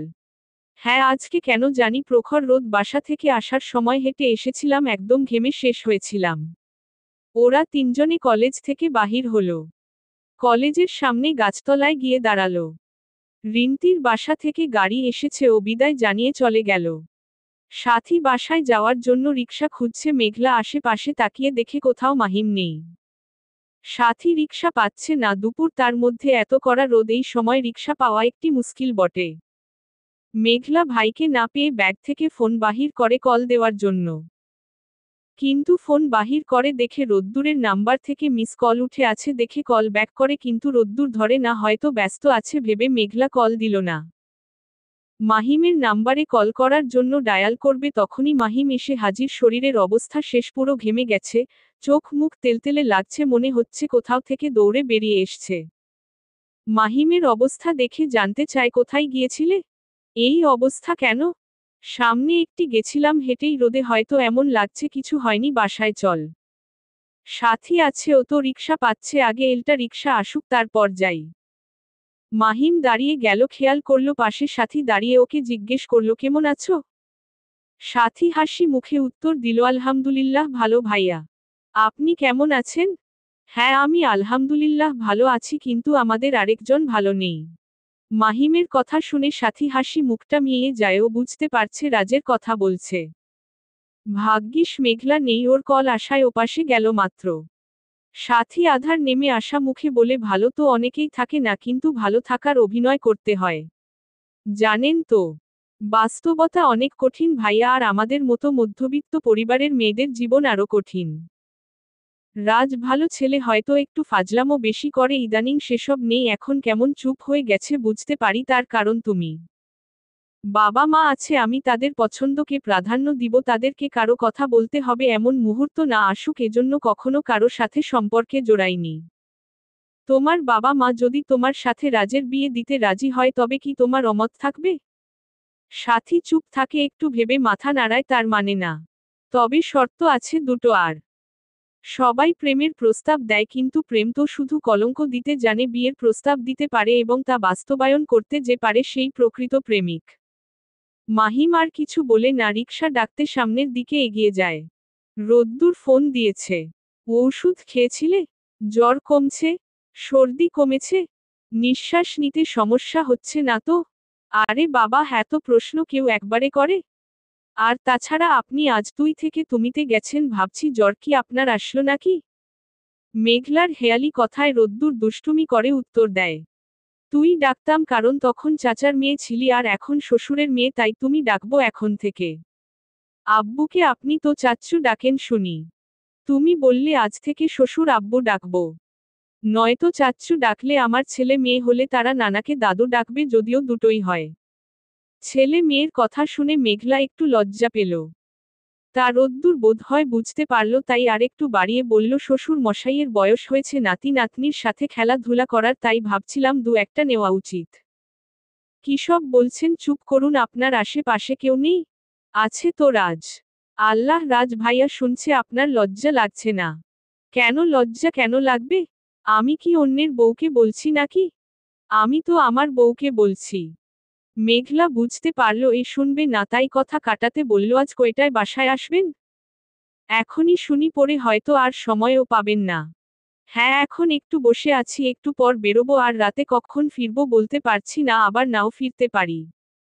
তুমি ঘুমিয়ে যাবে? এখন রাখছি, ঠিক আছে? ওলে সাবধানে থাকবেন। কথাটা শেষ হওয়ার আগে কল কেটে দিয়েছে, মনে হলো কেউ এসেছে, ওনার ধরে ডাকল। মেঘলা কথা শেষ করে সাথীর কাছে গেল, তার মুখটা বিষণ্ণতার ছেয়ে আছে। একটু আগে তো হাসছিলি, এখন মুখটা আবার পেঁচার মতো করে রেখেছিস কেন? জীবন নিয়ে ভাবছি। এত কঠিন কেন জীবনের পথচলা? অবশ্য তুই বুঝবি না, বড় লোকের মেয়ে, সাথে হবু এমপির বউ। খোঁটা মারা শেষ হয়েছে। আর শোন, জীবনে চলার পথে অনেক ঝড় ঝাপড়া আসবে, সেগুলো মোকাবেলা করতে হবে। জীবন সংগ্রাম কঠিন, তা আমরা সকলে জানি। এই পৃথিবীতে বেঁচে থাকতে হলে সংগ্রাম করে বাঁচতে হবে। তবে হ্যাঁ, টাকা থাকলে হয়তো একটু সহজ হয়, তবে তাদের সংগ্রাম নেই, দুঃখ নেই, এমন ভাবনা ভুল। সাথী চেয়ে রইল মেঘলার পানে। হয়তো ঠিকই বলেছে। মাহিম আসলো, সাথে একটা রিকশা। সাথী উঠে পড়ল, মাহিমকে ধন্যবাদ জানালো, মেঘলাকে বিদায় জানালো, রিকশা ছুটল গন্তব্যে। মেঘলা আর মাহিম ও গাড়ি উঠে পড়ে বাসার দিকে রওনা দেয়। ওরা যেতেই পিছন থেকে দুজন বাহির হয়, একজন কাউকে ফোন করে বলে, ভাই নজর রেখেছিলাম, মাত্র বাসার দিকে গেল। কথাটা কাউকে বলে কল কেটে দেয় পাশের জনকে বলে, চল, আমাদের কাজ শেষ, আমরা এবার যাই। মেঘলা আকাশের রোদ্দুর। লেখিকা শ্যামলী রহমান। পর্ব ২৬। মাহিম গাড়ি থামালো বাড়ির সামনে। মেঘলা চুপচাপ নেমে পড়ল, কলেজ ব্যাগটা হাত থেকে কাঁধে তুলে নিল। মাহিম গাড়ি পার্ক করে আসলে একসাথে বাসায় ঢুকবে বলে দাঁড়িয়ে আছে, এদিকে মাহিমের মন অন্য কিছু বলছে, অস্থির লাগছে। তড়িঘড়ি করে গাড়ি পার্ক করে এক প্রকার দৌড়ে বাসায় ঢুকল। মেঘলা হা করে রইল, পিছু ডাকতে ডাকতে সেও বাসায় গেল। মাহিম বাসায় গিয়ে দেখে রিমি ওর আব্বু, বড় আম্মুর সাথে বসে গল্প করছে আর হাসছে। মাহিমা চৌধুরী ছেলেকে অস্থির হয়ে দাঁড়িয়ে থাকতে দেখে জিজ্ঞেস করলেন, কখন এলি? মেঘলা কোথায়? আর তোকে এমন অস্থির লাগছে কেন? মেঘলা তখনই বাসার ভিতরে আসলো। এই তো আম্মু, আমি এসে গেছি, তোমার ছেলের ভীমরতি ধরেছে, আমাকে ভুলে রেখে আসছে। মাহিমা চৌধুরী ছেলের দিকে তাকিয়ে বললে, ওকে রেখে এসেছিস কেন? তোকে না বড় ভাই বলেছে কলেজ শেষ হলে নিয়ে আসবি। মাহিমা চৌধুরী ভুল বুঝেছেন তা ভেবে মেঘলা কপাল চাপড়ায়। আরে আম্মু কলেজ থেকে রেখে আসেনি, বাসার সামনে থেকে রেখে এসেছে।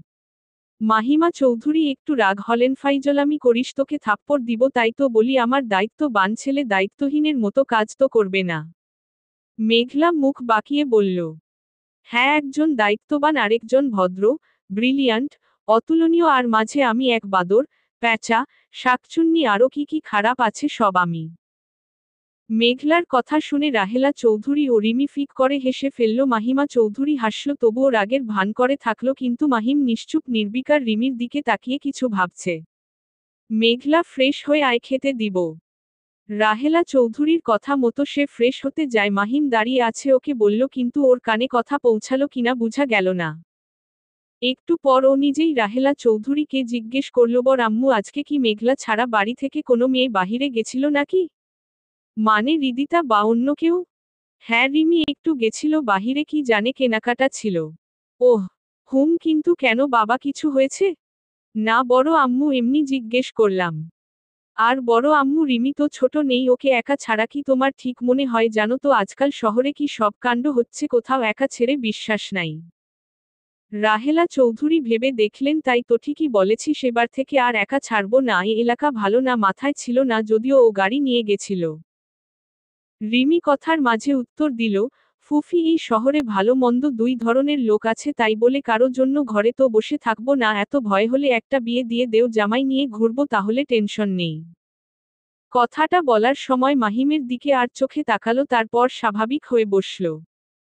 রাহেলা চৌধুরী নেহাতি মজা করে উড়িয়ে দিল, হেসে জবাব দিল, হ্যাঁ দেওয়া দরকার, রিমি রানী বড় হচ্ছে, এবার জামাই তো দেখতে হবে। মাহিমা চৌধুরী বললেন, আজকাল ছেলে মেয়েরা নিজে পছন্দ করে, সেরকম থাকলে তোমার ফুফিকে না নলতে পারলে আমাকে বলিও। পছন্দ থাকলেই কি তাকে পেতে হবে? পছন্দ বদলাতে পারে, তোমরা একটা দেখে দিও।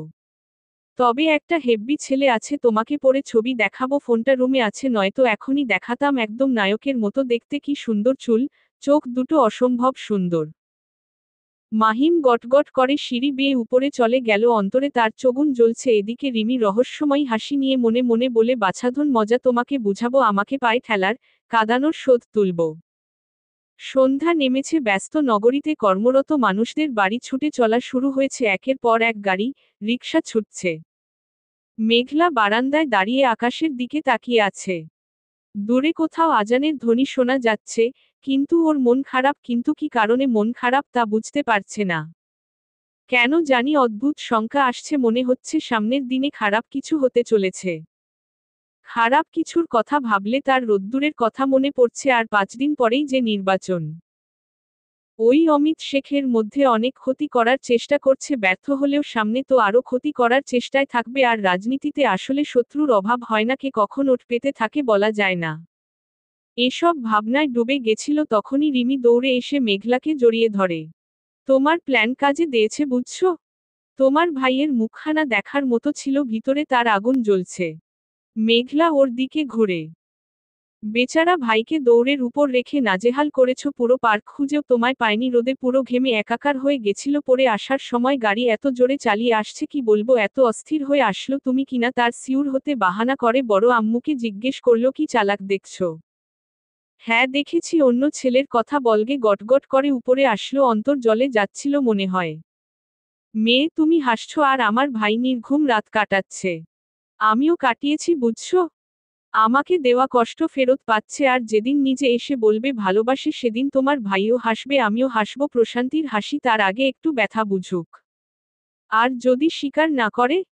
মেঘলা রিমি দুজনে পিছনে তাকিয়ে দেখে হৃদিতা দরজার সামনে দাঁড়িয়ে কথাটা বলেছে। ও ওদের সামনে আসলো, মেঘলা হেসে বলল, ভাইয়া যে জেলাস হচ্ছে, দেখবে 2-1 দিন এমন নাটক করলে ঠিকই বলে দিবে। রিমি উদাসীন হয়ে বলে, ভালোবাসার শেষ পরীক্ষা, এটা না বললে দূরে যাব, কারো মনে অনুভূতি না থাকলে জোর করে তো অনুভূতি জাগানো যাবে না, আর উনার মনে অন্য কেউ আছে, তাকে ভুলতে না পারলে জায়গা দিবে কি করে? মাহিমা চৌধুরী মেঘলাকে ডাকতে আসলেন, ওরা চুপ হয়ে গেল। মেঘলা, আয় তো, একটু কাজ আছে, তারপর এসে পড়তে বসিস, সামনে না পরীক্ষা। মেঘলা মায়ের সাথে গেল, রিমি আর হৃদিতা রুমে রয়ে গেল, রিমির দিকে তাকিয়ে দেখে মুখটা শুকনো।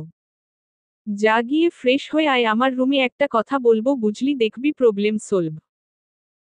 সাথী টিউশন করিয়ে গলির রাস্তা দিয়ে বাসায় ফিরছে, ওর মনে হচ্ছে কেউ ওর পিছু নিয়েছে, কিন্তু পিছন ঘুরে কাউকে দেখতে পায় না, ওর ভয় লাগতে শুরু করে, একটু সামনেই বাসা, কিন্তু আশেপাশে কেউ, তবুও মনে হচ্ছে কেউ পিছু নিচ্ছে, সত্যি যদি কেউ পিছু নেয় তবে তো খারাপ উদ্দেশ্যে নিবে নিশ্চয়ই।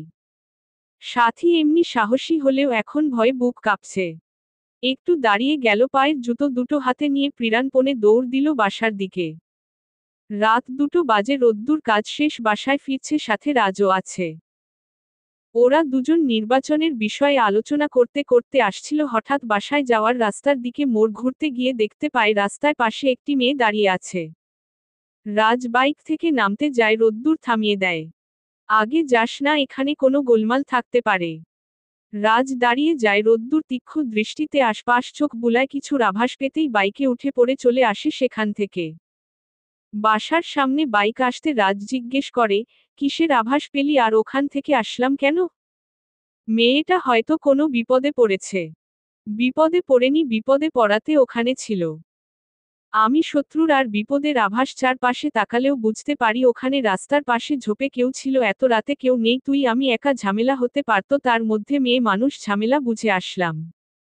একটু পর বুঝতে পারবো সঠিক কি হচ্ছে সেখানে। অন্ধকার গলির মোড়ে দুজন লোক ঘাপটি মেরে দাঁড়িয়ে আছে, দূর থেকে নজর রাখছে। সব খবর দিয়ে দিয়েছি, এখন কি করতে হবে? বড় ভাই বলেছে, আরো অপেক্ষা করতে। ওরা বুঝে যাবে না তো? বুঝলেও কিছু করার ক্ষমতা নেই। একজন সিগারেট টেনে ধোঁয়া ছেড়ে দিল বাতাসে। খেলা শুরু হোক। চলবে।